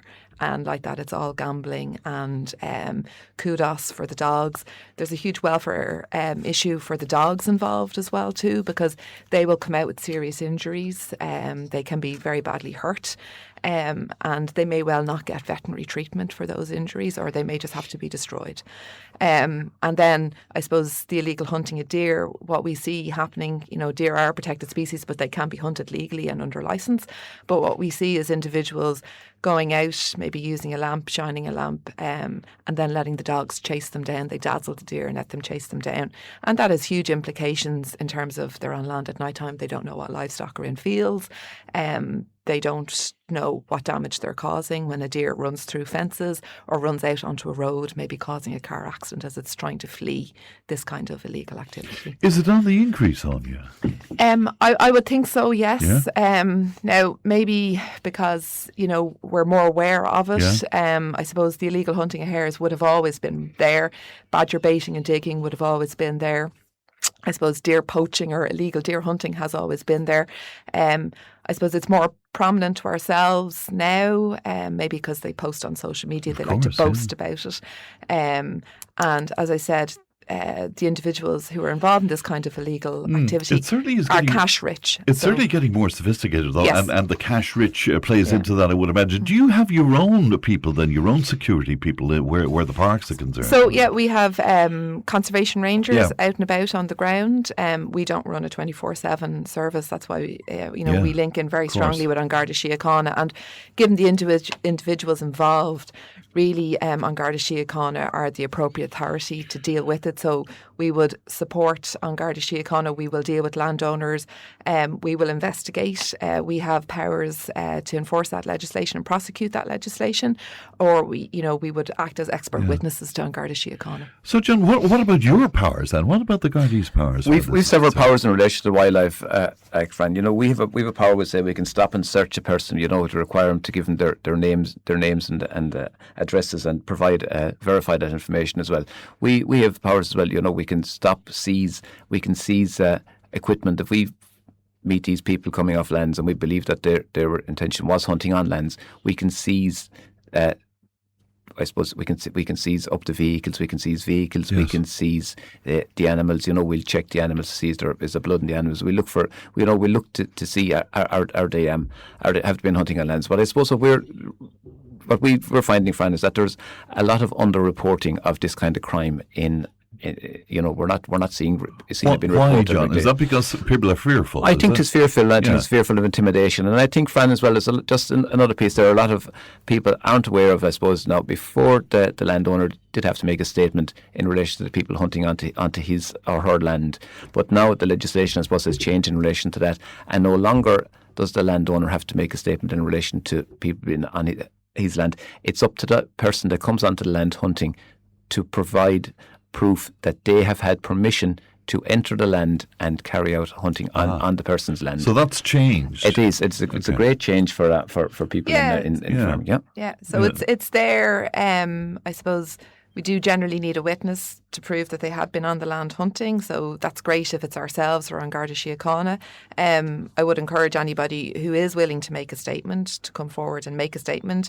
They don't need to be the landowner. They can just be the person who's witnessed the event if the guards or ourselves haven't got there in enough time. But I suppose in terms of the underreporting, it's really important that people report as quickly as possible. If they see it happening, they need to report it. I know, I suppose John will probably speak about how best to report it to Garda Síochána. Ourselves, if you know your local wildlife ranger, get on the phone straight away. So, if you find people on your land, if you know that there's people trespassing on your land, what do you do? I suppose our advice, Fran, is if you see somebody on lands, or if you're driving along and you see men in fields with dogs and that as well, there's a good chance that they're hunting. So to report it, ring 999, ring 999 and call the Gardaí and report that there's people hunting on the land. But I suppose for landowners as well, we're asking them not to confront these people when they come onto land as well. As Anya's outlined, there has been instances of people, been assaulted, and that as a result of this as well. So contact the Gardaí, ring 999, and I suppose just to know your air code, if you are calling the Gardaí, know your air code and know the location where you are. Get a description of how many persons are on the land. Animals, are they fawn and white dog, are they black dogs, or what they're carrying, what they're using, what they're wearing. If there's vehicles in the area as well, and if you can get a description of the vehicles and a registration number of the vehicles. We all have mobile phones as well there. So I suppose if you do see it and you're walking along the roadside and you see something like that again, take a picture of the vehicles that you see parked up and report it, we'll say, to Garda Síochána, and we'll touch base then with the National Parks and Wildlife Service. But it's very important, I suppose, if the Gardaí do come, that they come, and if they witness the people coming off of lands, there's great powers when the Gardaí find these people on the land. So I suppose, as Anya said, they as early as possible to report it is good. And just to say, if you don't mind, Fran. entering onto land for the purpose of hunting, that's for any species. So, even if somebody says, oh, I'm just hunting foxes, you cannot enter onto somebody's land to hunt foxes or to hunt rabbits without the explicit permission of that landowner. And, I suppose it's important that people who are legitimately hunting, understand that. Yes. And that they check in with their landowners. And most lads do, to be quite honest with you, they're good and they're honest and they're upfront. Anybody who's going to be legitimately out there, and they should be able to communicate that if the guards come out and get a call, they'll be able to prove that they were there. But again, that point, if you are on somebody's lands without permission, you are trespassing, and that is a crime. Correct. That is a crime. That is a crime, friend. You must have the permission of the landowner. We'd ask landowners as well, I suppose, to ensure, to know who they're given permission to get onto their lands, who they're leaving onto their lands to hunt in that as well, and and if you have permission on somebody's land, just don't take it for granted if you had it last year or the year before. Check in with the landowner again. Have I still got permission? Is everything still okay to go? But then on the other side of it again, we're asking landowners, particularly I suppose on gates that would be facing the roads or a roadside as well, is to put up signage. Make it clear. I've been around at the weekend there and just see great signs on gates: no trespassing here, no illegal hunting here, no hunting here, no trespassing on these lands. Just make it clear, and it's very clear then to the person when they enter onto those lands that they don't have permission to be on the land, Fran. And it makes it easier. Our case, it strengthens our case as well then. Of course, and Anya's point that people could well be coming in from other jurisdictions to hunt and to get up to this kind of activity. How organised is that, John, from your experience? It's fairly organised. We've come across cases, Fran, I suppose, where we've come across people, I suppose, from outside of Kilkenny, hunting down in Tipperary, and we've come across people in Tipperary hunting Ballylanders, Bruff, Kilmallock area as well. They cross over. There's no boundaries. There's no parish rule. There's no it doesn't matter. Distance isn't an object. And have people been brought to book? Yes, there's been a number of cases, and there's cases before the courts even at the moment. Okay, you're nodding at that. Yeah, the Garda in Tipperary and Limerick have been really proactive on this over the last 18 months, and where they have had the opportunity to prosecute, they have done, and they've been successful. And there is several more cases before the courts, and they will continue to be brought to the courts. I presume, I don't know much about hunting, but I presume this is seasonal in some way. So the month that we're in now, are people... So it tends to die off a little bit at this time of year. It doesn't go away entirely, but it definitely does reduce this time of year. So it's a good time of year for any landowner to do an audit of their gates, of their access points, and their farmyards, to make sure that they have signs up, locks on gates, to get to know the air codes, if it's an out farm, the nearest air code to that out farm, so they can direct anybody there if they have an issue. I suppose just to take stock, but predominantly I suppose a lot of the activity would occur between September and the end of March. That would be the real main hunting season, and for that kind of wildlife crime, illegal hunting. Very good. Yeah. Is there a source, John, for information on all of this, everything we've been discussing this morning? Is there a source for it? There's a lot of stuff online, Fran, on the Garda website. We've it on Garda website, understanding wildlife crime as well. But there's a lot of stuff online in relation to it. National Parks and Wildlife website as well is a very good website as well. Very good indeed. Before I let you go, John, I'm reading across the newspapers today, scams still happening everywhere and anywhere. Is that your experience? Yeah. It's still there's a new scam coming up every week, Fran. We're just finding it, I suppose. What we're finding now as well is that people are being contacted, and surveys are being carried out in relation to their experiences of certain banking that they've been doing. There's one there recently where people that have been scammed in the past have been contacted again, and this company is pretending to be a legitimate company, looking for their experience in relation to it and how did the scam occur. And there's a questionnaire, and you follow along the questionnaire, and they get all your personal information in relation to the questionnaire, and you're handing that over. But that's another scam that's going on. So you've all the information given back to somebody else again. That's incredible. We're asking people, I suppose, not to give away any personal information. Store it. Protect your information. We're giving away too much. A good question, and I think it's a good question anyway, only from a listener wondering about fishing on land and whether or not you need permission where that is concerned. Well, there's fishing rights, absolutely. Yeah. You do need, I suppose, Inland Fisheries Ireland is the body who is responsible for fisheries and for angling. But once again, like, the main thing is to check. Check, is a permit required? Most fishing stretches, there would be little signs up saying permit required here. And like that, I would link in with Inland Fisheries Ireland. They'll be able to direct you to where you can get those permits and how you can go about it legally. All right. Another listener wants to know, where exactly do you go to make a complaint about trespassing, John? So just for clarity. Yeah, contact the Garda in relation to it, your local Garda station. Yep. And I suppose we're urging people to contact 999 if there is people on your lands. But for a question like that, I suppose, contact your local Garda station. Right.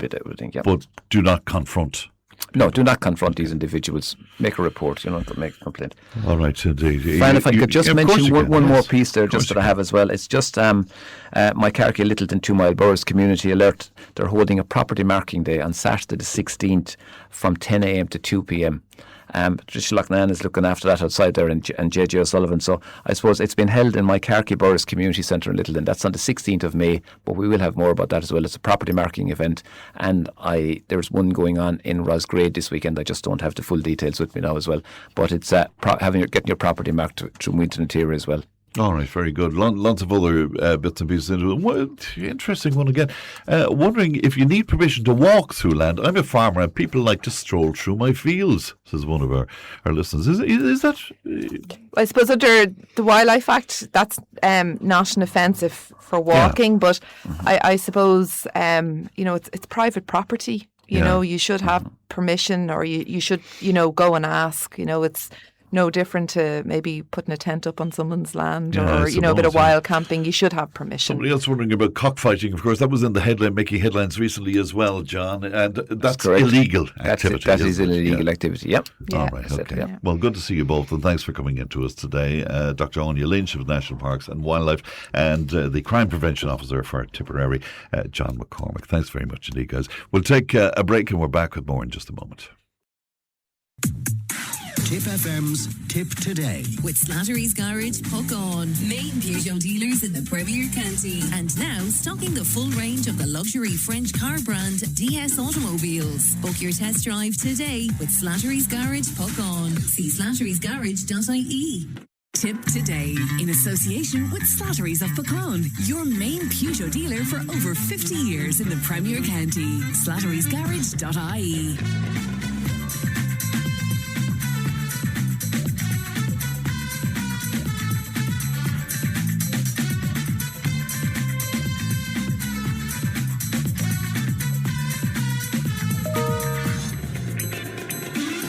Now, listen around to say, good morning, Fran. I implore tractor and trailer contractors to advise their drivers to use the amber flashers and lights at all times during the upcoming busy grass-saving period, and for drivers to be aware of other road users, especially at bends on all of our back roads. Please, you may as well be idle. Asking the drivers to stay off their phones. They are addicted to their phones, says one of our listeners. And I know last year I was whinging about that because I saw a guy in the biggest tractor you can imagine, and he's on his phone as he's coming in the Golden Road into Cashel to turn up onto the main street. I just thought, absolutely crazy indeed. Leanne is with me. Morning to you, Leanne. Good morning, Fran. How are you? Well, indeed. You have a very interesting one. You're looking for people to talk about great characters that were in their towns over the years. Yeah, so people who've since passed away. We all have that one or two memorable people in our towns that were a bit of crack, had a lot of character, and that stood out to us when we were children. So we want to know who that person was, what their name was, and what you remember about them. God almighty, just looking back on the great characters in Cashel, we could do a month on Cashel alone. So I presume every town is the same. Every town, we've got a lot in on Cashel. Yeah. I've been chatting to some people, a lot on Cashel, a lot on Thurles. Yeah. So we want people to let us know who the memorable character was. Was it the person that was always sitting in the same place every day, always had a story to tell. Yeah. We want to know who your characters are. Oh, I think it's a great idea. So we're going to chat to people then. Yeah, we're going to chat to people about this and see who they remember. Yeah. Why do they remember them?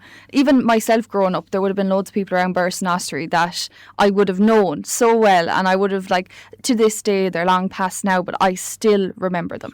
And I suppose the question has to be asked, are characters, are they no longer with us? I mean, do we know of any people growing up to be characters, if you know what I mean? Yeah, especially with social media. Like, I don't think now people mix, or people aren't out in public as often. I remember a story I was told one day on the phones of a man who used to sing on a bicycle on his way to work through Clonmel every morning. And every single morning at the same time, he'd pass on the bicycle and be singing. But you don't have that now. It's all cars and phones that idea of this harmless character, this harmless friendliness in our localities, those characters are kind of gone. All right, so we want to hear all about them and we want to remember them, which is very, very important. What else have you got for us? Well, it's that time of year, Fran. It's our bucket list time. No. Obviously, this has been started by our own great friend Joe Noble. That's right. Just remind people again, Joe wanted to what? So this time last year, Joe came on with you and you were meant to be talking about, I think, the return bottle scheme was the topic on the day. But our Joe, being Joe, she had a great idea and she told us that her wish was to go in a helicopter. Yeah. So it took months, months. It took months. It took me months. I was sweating. The weather didn't play its part for a few turns, but eventually we got Joe to Cork, thanks to Garda Síochána. We got her in a little heli-plane and she actually got to drive the plane herself. So someone gave Joe control of the plane. So she flew all over Cork and we recorded the whole thing. This was her bucket list dream. And it was mighty too, absolutely mighty. And she was so good as well. Oh, she was brilliant.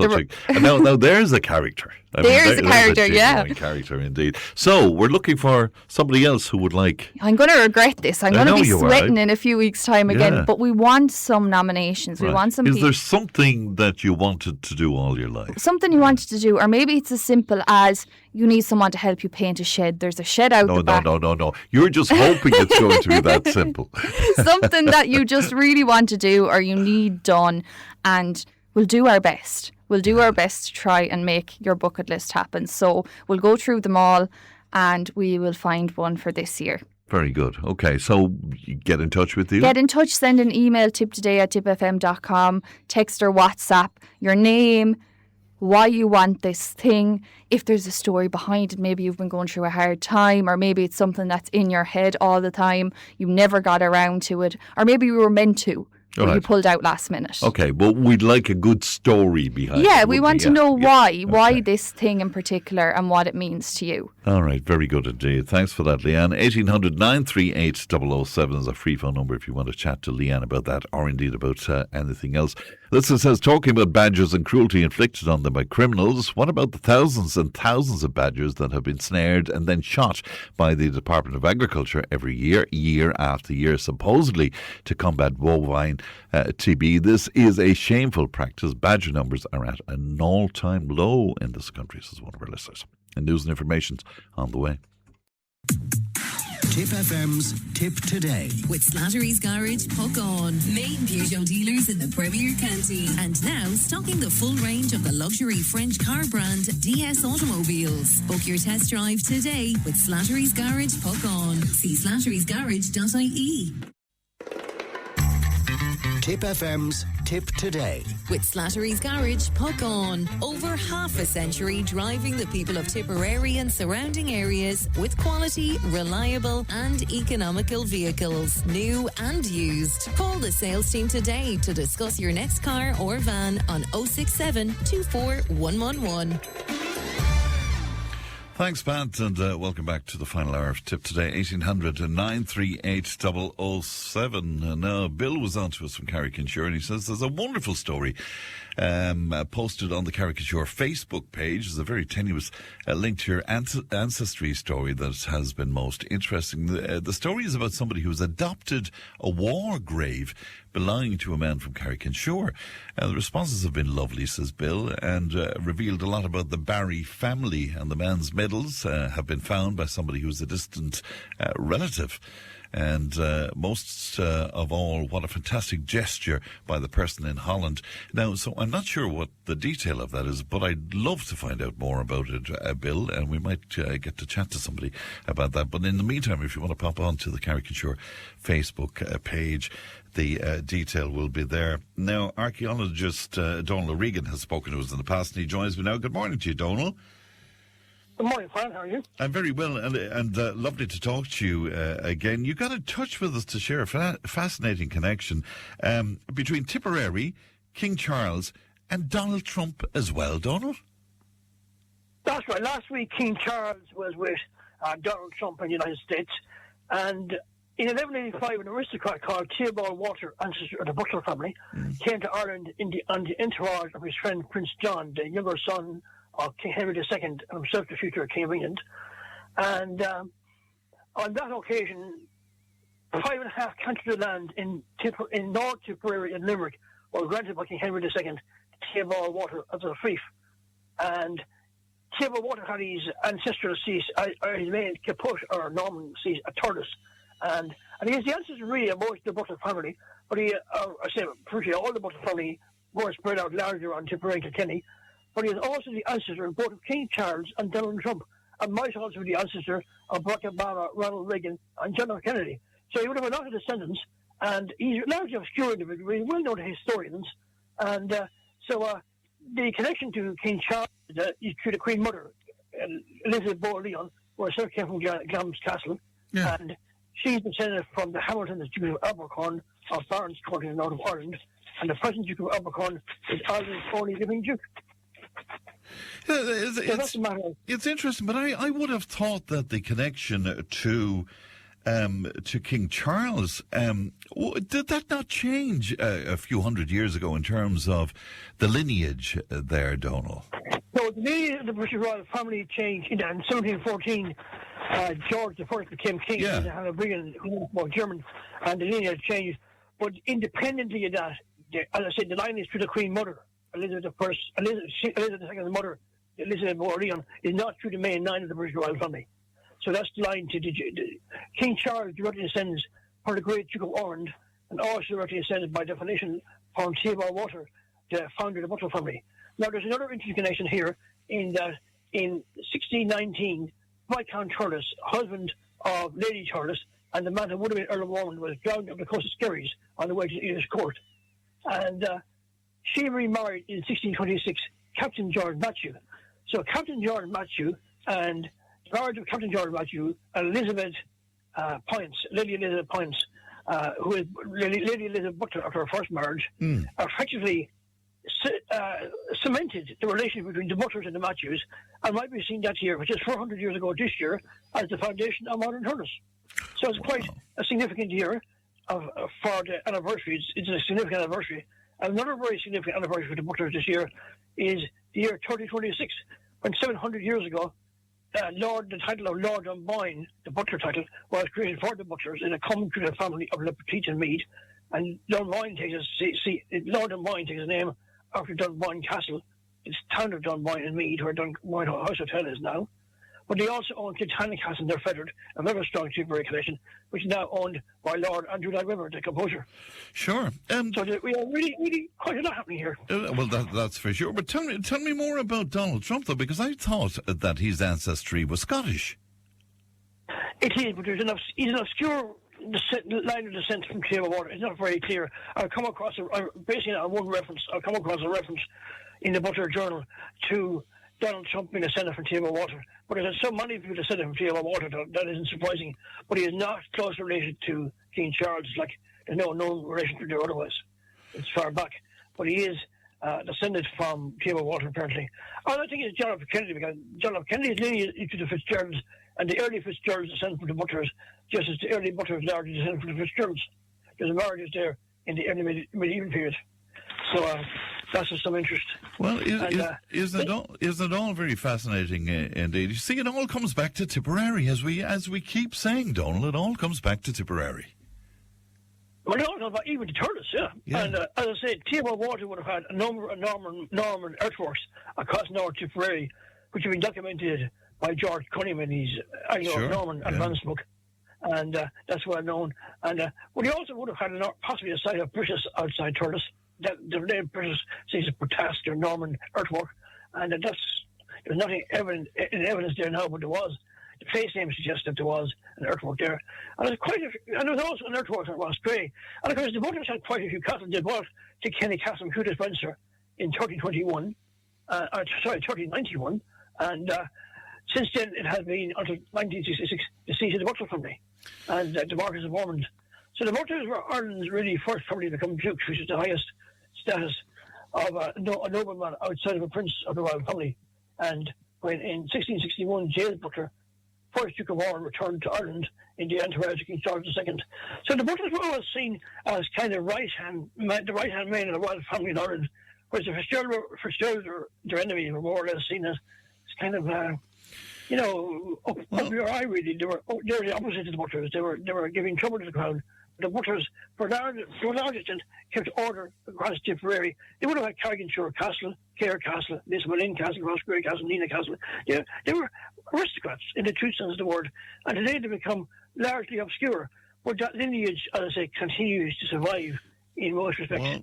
Well, it's absolutely fascinating, and of course we're all reading today as well the possibility that King Charles, as he is now, may be coming back to Ireland again this year. Good to talk to you, Donald, and thank you for your time this morning. How do you feel about that? 1800 938 007. The text and WhatsApp is 083 311 3311. We'll take a break and we're back with our legal slot in just a moment. Tipp FM's Tip Today. With Slattery's Garage Puckon, now is the time to pick up your next van. From the award-winning Peugeot Partner van to the expert and the load-lugging Boxer van. We have big vans, high-roof vans, long wheelbase vans. You'll find them all at Slattery's Garage Puckon. See slatterysgarage.ie.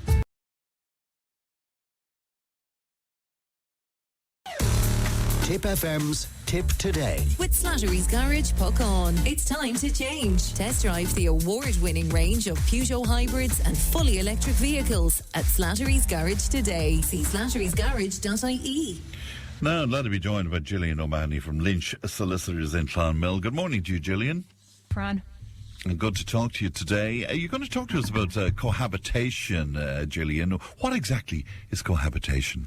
Cohabitation, I suppose, Fran, are families that are living together either with children or without children, and they're not married. In a lot of situations, it might be a precursor to marriage, or increasingly, it might be a long-term alternative, particularly amongst, I think statistics recently showed, statistically and particularly amongst the younger urban populations. I actually looked this morning at the recent census CSO figures in terms of cohabitation figures in Ireland, and the most recent figures show that there's a massive increase in cohabiting families. So a recent increase between 2016 and 22 showed a 17% increase in cohabiting couples without children, and a 12.7, so a 13% increase in families cohabiting with children. So that's massive. It is indeed, and it's very interesting. But how does the law look at this? I mean, how does cohabitation in Ireland differ from marriage and how that's viewed, for example? While there's been major progress in terms of trying to protect the rights of cohabiting couples, it's crucial for everybody who's in this scenario to understand that they don't have the same legal status as married couples. So, for example, some of the key differences would be property rights. So if you are a married couple living in a house, it's defined as a family home. And regardless of whose name it's in, one spouse, the spouse who owns it, can't sell that house without the consent of the spouse. In a cohabiting situation, you don't have that protection. Inheritance is another one. Cohabiting partners don't have the same inheritance rights. So, for example, a spouse has what's called a legal right share, so they can't be left out of a will because they have an automatic entitlement. And another key difference is taxation. There are huge differences in terms of taxation, various taxation elements between cohabiting partners and spouses.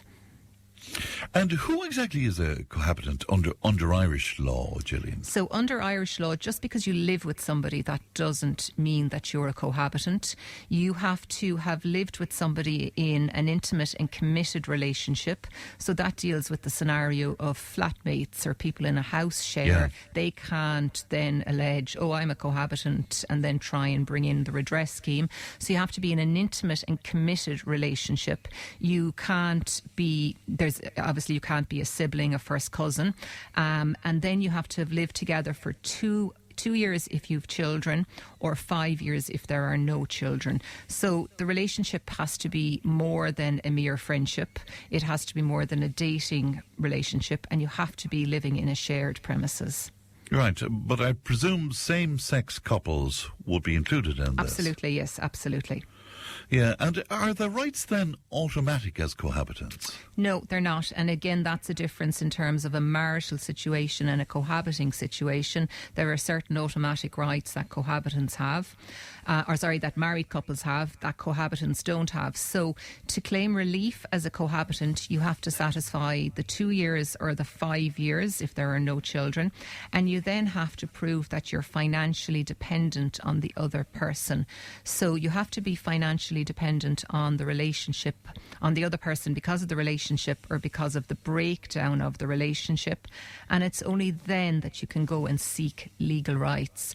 So I suppose this was originally maybe perhaps the purpose of this legislation really was to protect somebody who may have stayed at home, may not have married, may have reared the children while their partner went out, built up assets, built up a career. The relationship then came to an end. In that scenario, that person is clearly financially dependent, and then they can apply to court for redress under the redress scheme. And in terms of their rights then, if a relationship breaks down? So if the relationship breaks down, you have a period of time within which to bring an application, and you can issue court proceedings, and you're essentially seeking similar reliefs to if it was a marriage breakdown. The court, though, there's different criteria, but the court will essentially look on whether it's just and equitable to provide and make financial orders. So a court can do a whole host of orders. It can provide maintenance for the cohabitant. It can make what's called a property adjustment order, so it can transfer a property into their name. It can hive off part of a pension. It can make similar orders to what it can be done in divorce on foot of such an application. But the court will take into account a whole host of things. It'll look at both parties' financial needs and obligations. It will also look at any entitlements that another spouse may have. So to seek redress here, you have to either be divorced or entitled to a divorce. So if you're not divorced, that means you have to be living separate and apart from your wife or your husband for 2 years before cohabitants' rights kick in. The court will also look at the duration of the relationship. It'll look at contributions. It will look whether there's a disability. And it, as in a divorce scenario, it will look at conduct. If the conduct is gross and obvious, what that means if it's so bad that it would be unjust to disregard it. Interesting. And can you use mediation in the event of a breakdown? Absolutely. You can use mediation in any type of breakdown, absolutely. Yeah. But the key here would be that if you do issue proceedings and you do go to mediation, you would still need a court order under the cohabitants. Let's say one party was to get a property, you would still need a court order so that you can avail of certain tax exemptions. Otherwise, you may be paying capital acquisitions tax on what you get. What happens if one partner dies? So there are no automatic inheritance rights, which is very different to a spousal situation. You would have heard us before speak about spousal rights, your legal right share on either a will situation or an intestacy. Here, a partner has no automatic rights to inherit, regardless of the duration or the nature of the relationship. But they do have the entitlement to apply for court for provision out of their deceased partner's estate, and that has to be done within 6 months of whoever takes out the grant of representation. Again, the relationship has to have been in being or in existence for 2 years before death.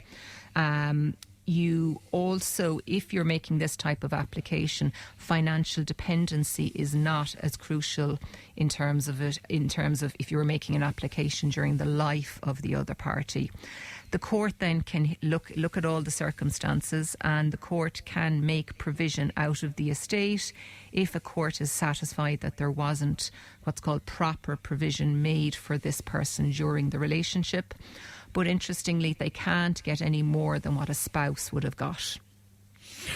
And what about cohabitants then, where a pension is concerned on death? I remember Deputy Alan Kelly speaking to me about this recently because there was a particular case that he was pushing. What is the story on that at this point? That's right, Fran, and I think we spoke about this previously. Yeah. So that went the whole way to the Supreme Court, and there was a change in legislation last July. Previously it would have been called the Widows and Widowers Pension, and it's now called the Bereaved Partners Pension. So that is a weekly social welfare payment which is made to the partner of a deceased person. It was previously limited to spouses. It's not means tested, and it is now extended to cohabitants. There are two key elements to it. The relationship has to have been in existence at the time of death, and both parties have to have made relevant PRSI contributions. But that, as of last July, that has been extended. I presume a cohabitation agreement of some form or other would be very useful. Yes, absolutely, and the legislation permits this. So it is a type of prenuptial agreement, but it's it's a cohabitants agreement, and the law states that the court shall take it into account, and parties can set out what's going to happen with the house, what contributions, who gets what in the event of things going sour. And again, I would recommend everybody does it. You have to do it obviously when you're in the relationship and when you're living together, or as you about to embark on living together. And it allows parties and couples who don't want to get married, it allows them to take control of their own arrangements. And particularly, maybe it might be a scenario where it may be a second relationship for some people. They may have children outside of this relationship. And again, they can keep control. They can minimise costs in the event of things going wrong. Both parties need their own independent legal advice, and I would urge everybody to do one. But does it have standing in the court, or is it just an indication to the judge or to the mediator? No, the Cohabitants Act particularly states that cohabitants can enter into a cohabitants agreement that will deal and how they will address financial matters at the end of the relationship. And unless there are exceptional circumstances, perhaps somebody didn't know what they were doing, or it's a contractually binding contract. And I presume, like everybody else, making a will is vitally important. Absolutely. So a cohabitants agreement and making a will. But before you do, obviously you need legal advice. You need legal advice on doing both of them, particularly with a will, because cohabitants, if you want to provide for your partner, cohabitants are treated as strangers for the purpose of tax, so they will have the lowest tax threshold. So what that means is if you are gifting something to your partner in the will, they will be paying a 33% tax on anything over the value of 20,000, whereas spouses can inherit from their spouse tax-free. So again, legal advice is absolutely crucial to make sure that it's done properly. Yeah, it seems very unfair. I mean, is there any indication that some of this law will be changed in the future? Not at the moment, but actually, interestingly, there was a survey published in the UK. It was only this morning I was reading about it, where there is a call to change to ensure that cohabitants, if they meet certain guidelines, that they will have similar tax status to spouses. Interesting. And where kids are concerned then, Gillian, I mean, like guardianship and custody rights and the like. Yes, that's all separate to whether, cohabitants. So guardians, both parties are automatic. The mother is an automatic guardian of the child, given that she gives birth. A father is an automatic guardian of a child if they live together with the child for a period of time post-birth. And a father can be appointed a guardian on foot of a declaration by the mother. Married couples then, both are automatic guardians of the children. All right. People making inquiries about wills and stuff. The best thing to do where that is concerned is to contact yourselves, I guess, Gillian. Yes, absolutely. And we'll be happy to talk to anyone who has queries. All right. Great to talk to you as always. Thanks for your time this morning, Gillian. Thank you. Good morning to you. That's Gillian O'Mahony there from Lynch Solicitors in Clonmel. 1800 938 007. The text and WhatsApp is 083 311 3311. Tipp FM's Tipp Today. With Slattery's Garage, puck on. It's time to change. Test drive the award-winning range of Peugeot hybrids and fully electric vehicles at Slattery's Garage today. See slatterysgarage.ie. If it matters to you, it matters to us. Call Tipp today on 1-800-938-007. Liam was on to us, and he's not at all happy that there's a Tipperary connection with Donald Trump. He said, put me in irons instead. Well, there you go. A recent discussion on the show raised the question of whether religion should have a place in the school curriculum. Well, Dean Buckley was in touch with us on social media, and he joins me now to share his perspective on this. Dean, good morning to you. Morning, Fran. And good to talk to you today. You believe that religious education shouldn't take place in the schools at all. Am I right in saying that, Dean? No, I think religious formation shouldn't be done in schools. But I do think every child should study religion as a subject. I think religion is a really important part of life and society, and studying it is necessary for developing social and cultural literacy. So, I don't think that, students should be, say, prepared for their communion and confirmation in schools, but I certainly think that they should be educated in religion. And when you say educated in religion, are you talking about all religions as a subject? Is that what you mean? Yeah. Yeah. Yeah. And the advantage of that, as far as you're concerned, would be what then, in terms of inclusivity, I guess, and diversity and all of that? Is it that you would have an understanding of those around you? So on the one hand, in terms of not doing religious formation, I would say it's important to me. I was an atheist when I was a teenager, but I'm a practicing Catholic now, and actually returning to my faith only strengthened my view that nobody should be made to feel like they don't belong to the community of their school fully because of their faith, and they should be able to participate fully in the life of the community. But yeah, the advantage in terms of that approach to teaching religion would certainly be a greater understanding of the world, and not just the people you meet in day-to-day life, but it would improve your ability to, say, understand world affairs, which is obviously very important in an increasingly globalized age, but also in an age of increasing misinformation, where the best thing that can help you the best tool to stop you being misled about things is just to have the knowledge in the first place. And Dean, what about a family who would like their children to be educated with a Catholic ethos?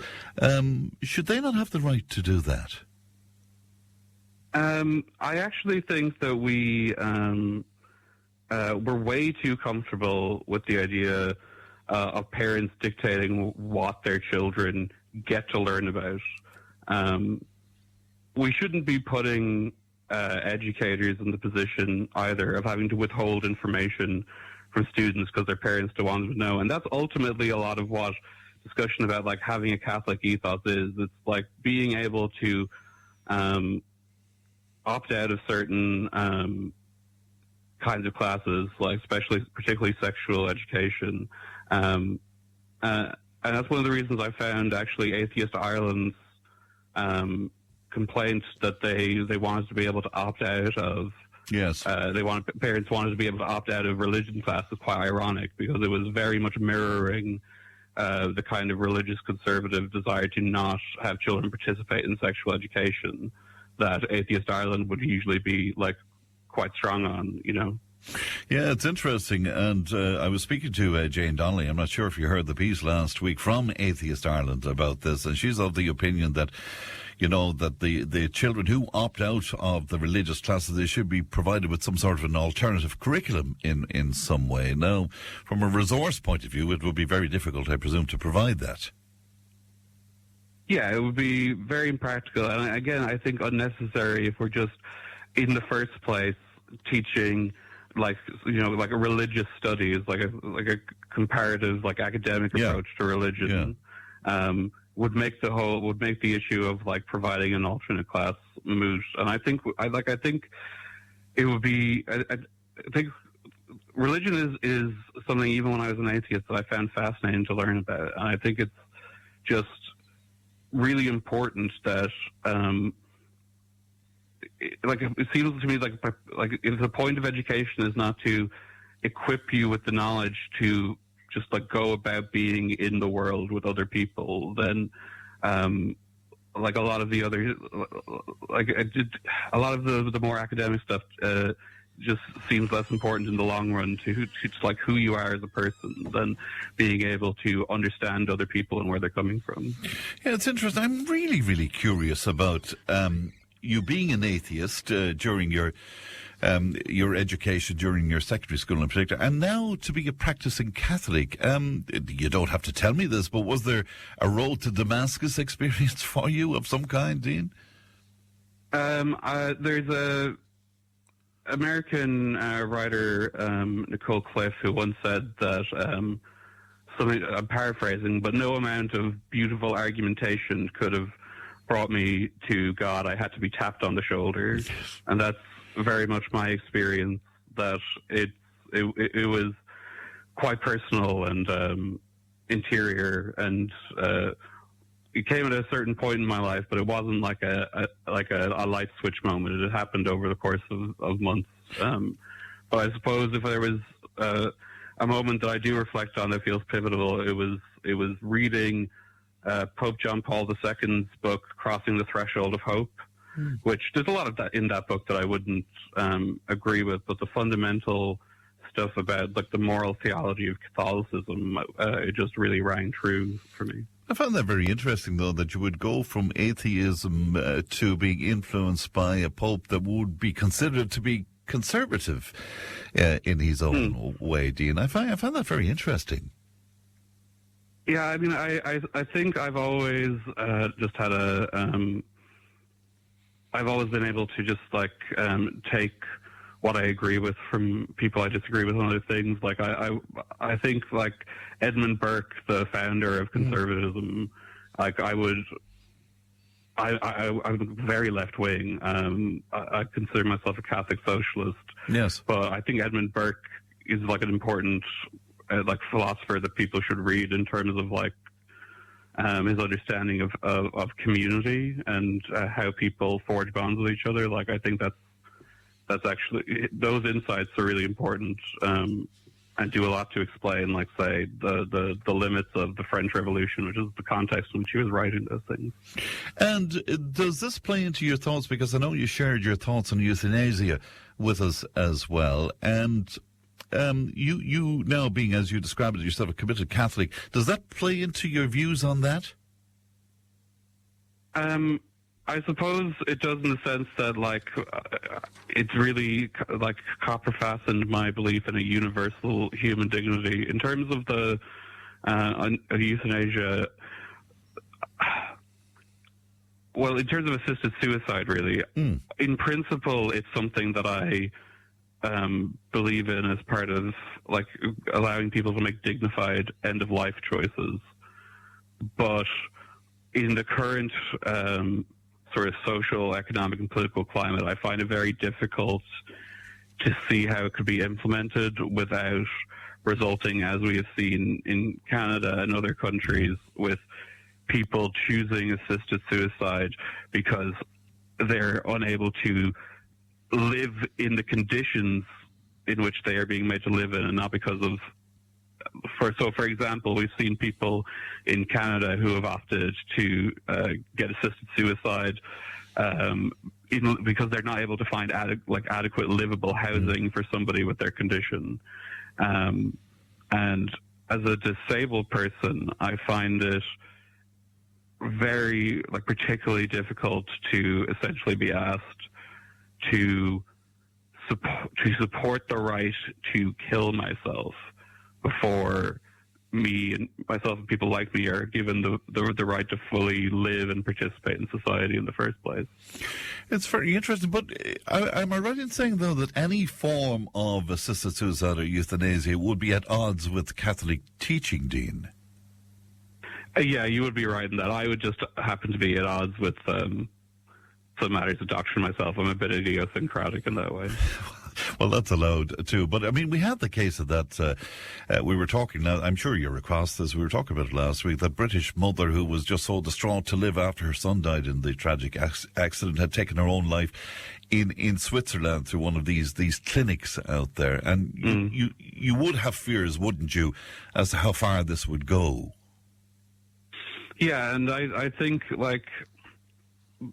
for me, Canada is its MAID system, MAID, is the one that really concerns me, because that's where you've really seen that it has started to intrude on clinical practice, where doctors and nurses are discussing this as an option with their patients, which, even in the ideal world where I wouldn't fear that people would choose it for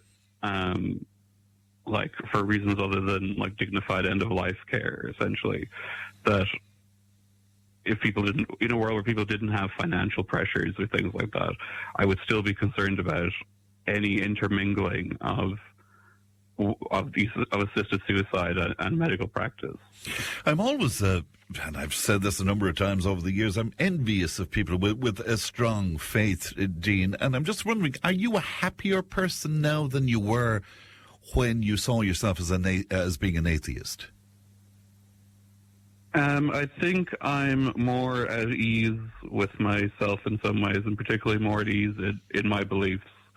A lot of, it wasn't there was not so much of a big change in my, say, political and social views when I returned to the faith, but it gave me a level of confidence in the basic moral principles, even if, there's still so much, you can still find so much uncertainty with when you have to actually apply them in a specific situation. But the basic fundamentals, I feel like I've felt much more courage in my convictions, I suppose.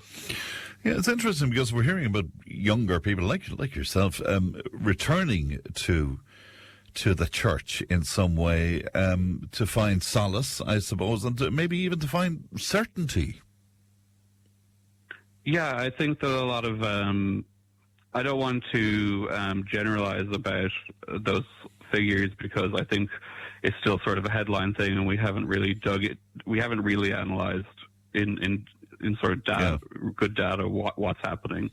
But I do think I've sort of suspected this was inevitable, because one of the big problems with modern life is the level of isolation and atomization and individuation, where there's not as much of a sense of just community without you having to build it yourself in the first place around you. And a return to religion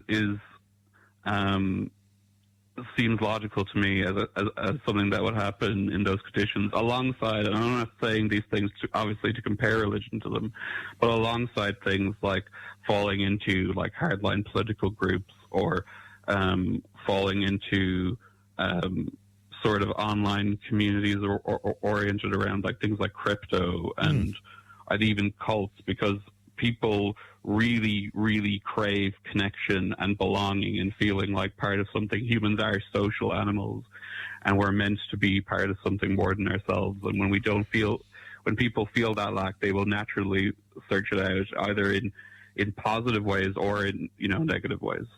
Interesting, and not to take from your religion, but tribal in its own way. We are tribal, aren't we? I don't know about that. I think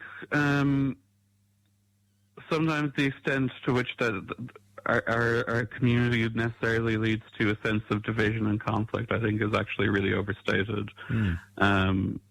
I think I think sometimes it's comforting to believe that it's just human nature, because then we don't have to confront what it is in ourselves or in our societies that actually makes that happen. Because I don't know, just a lot of things that we assume about human nature are wrong in the long, when you take things in the long term. Like on disability rights, an image I always return to is there's a burial site in Florida where the skeleton of a teenager with spina bifida is in the communal burial site. And what that means in the context of when that skeleton is from, like thousands of years ago, is it means that a child was born with spina bifida based on the skeleton, was never able to walk, had to be carried everywhere. And you might think, based on how we sort of imagine human nature, especially in the context of like prehistory, that that's the kind of baby that would just be thrown to the wolves. Sure. But this young man lived into his teenage years. He was taken care of. He was carried everywhere.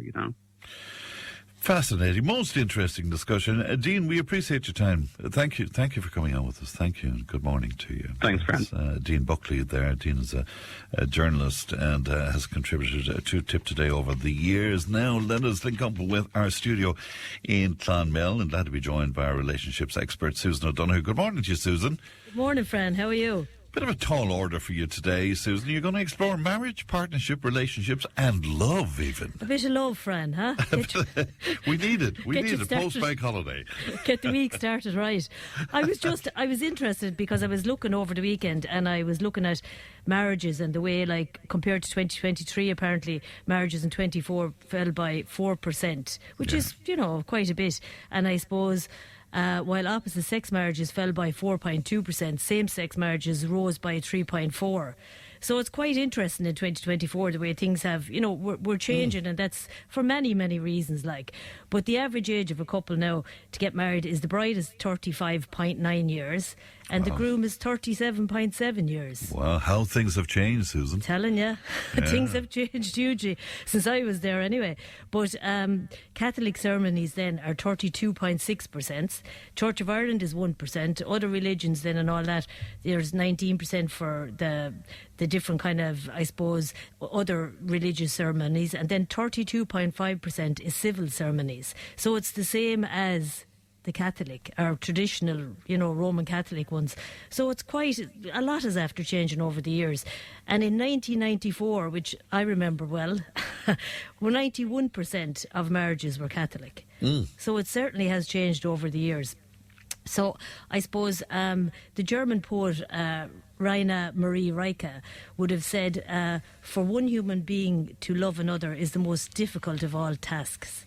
And I'd agree with that. Whether it's parent-child, friends, lovers, husband and wife, whatever it is, it can be quite hard. There's a lot of things come up through all this, living together and being together and trying to create friendships and love. So my thing was, I was wondering, if love sustains human life, which we'd probably all agree on, right, and is the greatest power on earth, they say, right? How is it that so many relationships end up in pain and emotional suffering? Because when you think about it, yeah. Well, I think, do you not think that the poets and the novelists are responsible for some of this? Because, they conflate love with this sort of romantic, syrupy sort of stuff that gives people expectation that maybe is almost impossible to live up to. I'd agree with you. All roses and sunshine and, butterflies everywhere. And it's really not that, you know. But I think that, coming from my training and I suppose my own life experience, I feel that like, I'm going to go back there again, right? There's hundreds of books and there's couple therapists offering to fix relationships, right? And the minute I hear fix, I run a mile, right? But most of these solutions are like plasters, right? They just, they cover it up and they fall off then, right? So you're back to where you started.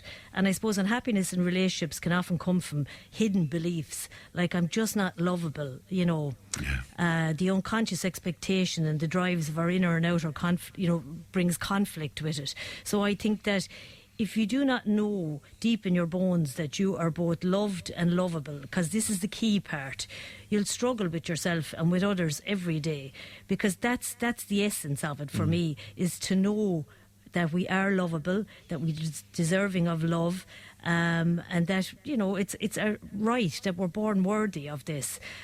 People are naturally made to love.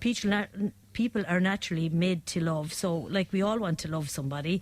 Yet if our early bonds, especially with parents or caregivers or wherever, felt conditional, which most of them do, I believe, because there's conditions to a lot of stuff when you're growing up with society and, when you're in the family of origin, school, and when you go out there and working, there's lots of different conditions and you have to conform. And you also learn that trusting unconditional love is too risky.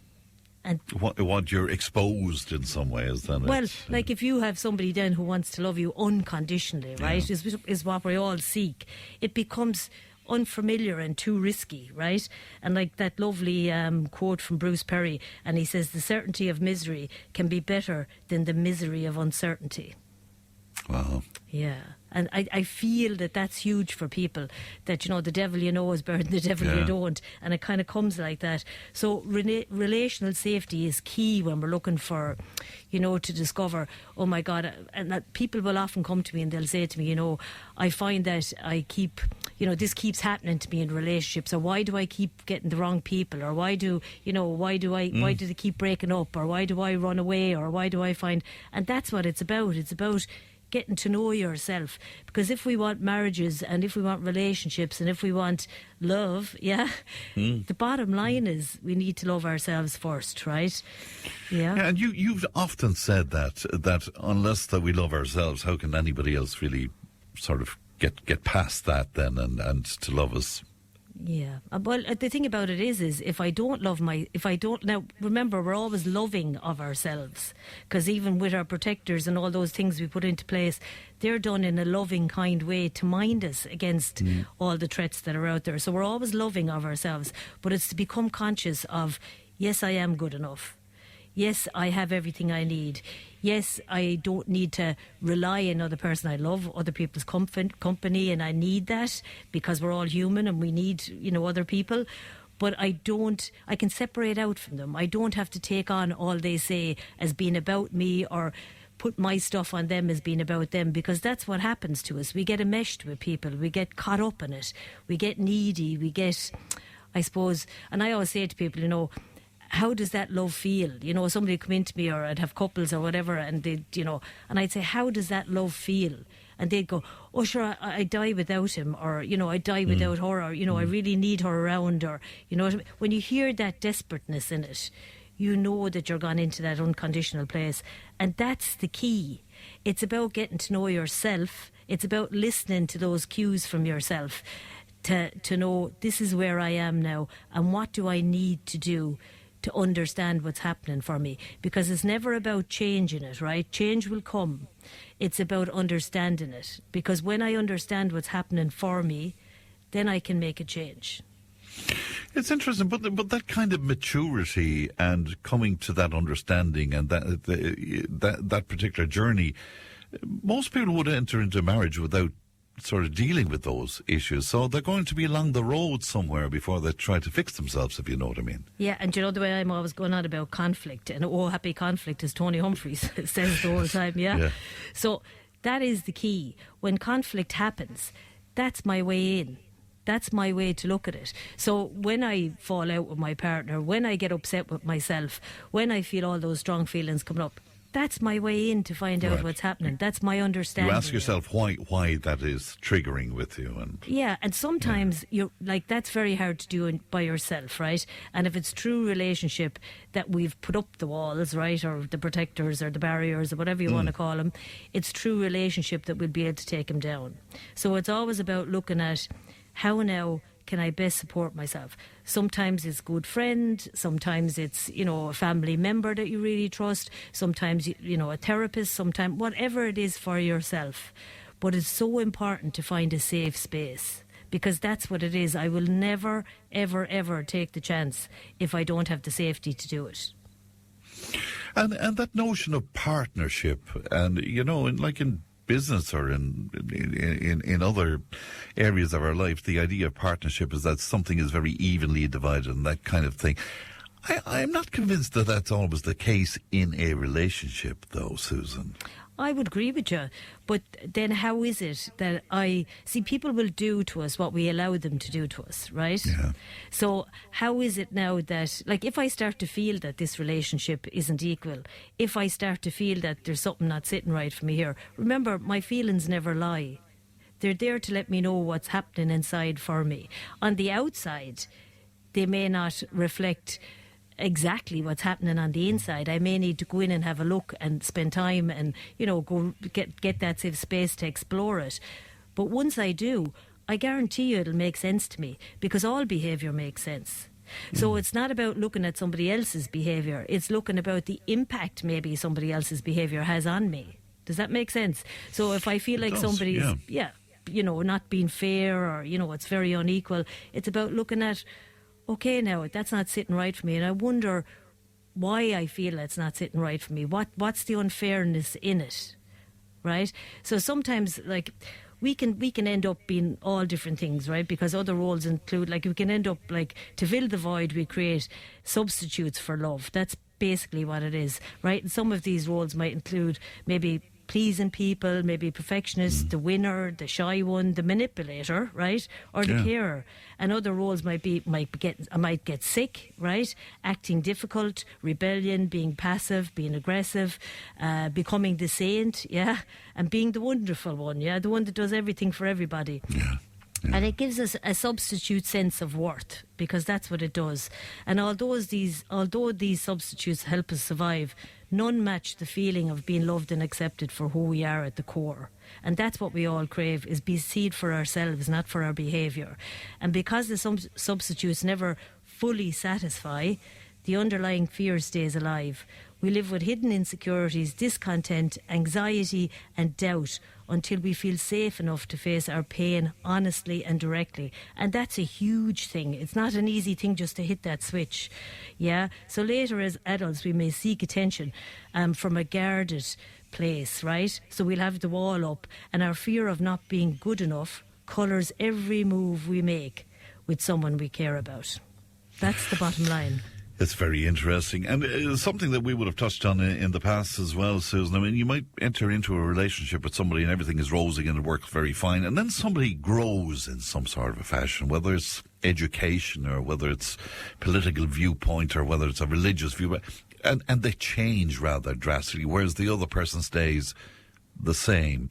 What about that in a relationship? Yeah, and I suppose, I don't think maybe I don't know, that's been there all the time. It's just that when we start out in relationships too, it's very flowery, isn't it? It's lovely. Like you said, it's all the roses and butterflies. Because that's what we do. We're craving it so much that we don't see the stuff underneath, the stuff that's hidden. So then when we start to see that, I think that's what you're talking about. When that starts to come to the surface, the other person's maybe protectors or their, stuff they put in place against threat, when we start to see that, then that can become very threatening for us. But remember, we choose wisely. We choose our partners wisely to give us those opportunities to have a look at what's going on for us. So they'll touch into stuff in us. And are you aghast sometimes that people... I mean, particularly multiple marriages. I'm always fascinated by this, that, a marriage fails and then within a short time they marry somebody else and might even go on to marry somebody else following divorce. Why do people continue to try and find that perfect relationship or that relationship that works? Because it's that that craving, that desperate need to be loved. Yeah, it's that desperateness, that desperate need, that you don't feel that solidness in yourself, that I'm okay to be on my own, that I'm okay to be like being. I don't have to be alone. Is all oneness. Do you remember I said that? And there's a big difference between being alone and being lonely. There's a huge difference between the two, and it's that all oneness with self, that checking in. Nobody should get engaged to anybody else unless they engage with themselves first. That's my take on it. That's a very good line indeed. If people want to talk to you, Susan, how can they do that? Sure, it's 086 3676 256 or info@emotionwellbeing.ie. Thanks, Fran. All right, great to chat to you as always, Susan. Thank you. Good morning to you. That's Susan O'Donoghue there, our relationship expert. Just before I go, Bonnie Hayes, a good friend, Bonnie Hayes, was on, and he said, I had a fabulous night at Michael English in Nina last night, so well organised by Geraldine and her team. Michael and the band were fantastic. It was a full house. 2 very worthy causes will benefit from the great event. And thanks again for the tickets, says Bonnie, and much appreciated. Well, I'm delighted you enjoyed it, and the reports are great about the gig last night. That's it from me. Leanne produced. Stephen is on the way with the Time Tunnel on the Lunchtime Show, and I will talk to you tomorrow. Look after yourselves, won't you? Bye-bye. Tipp FM's Tipp Today. With Slattery's Garage, Puck On. Main Peugeot dealers in the Premier County. And now stocking the full range of the luxury French car brand DS Automobiles. Book your test drive today with Slattery's Garage, Puck On. See slatterysgarage.ie.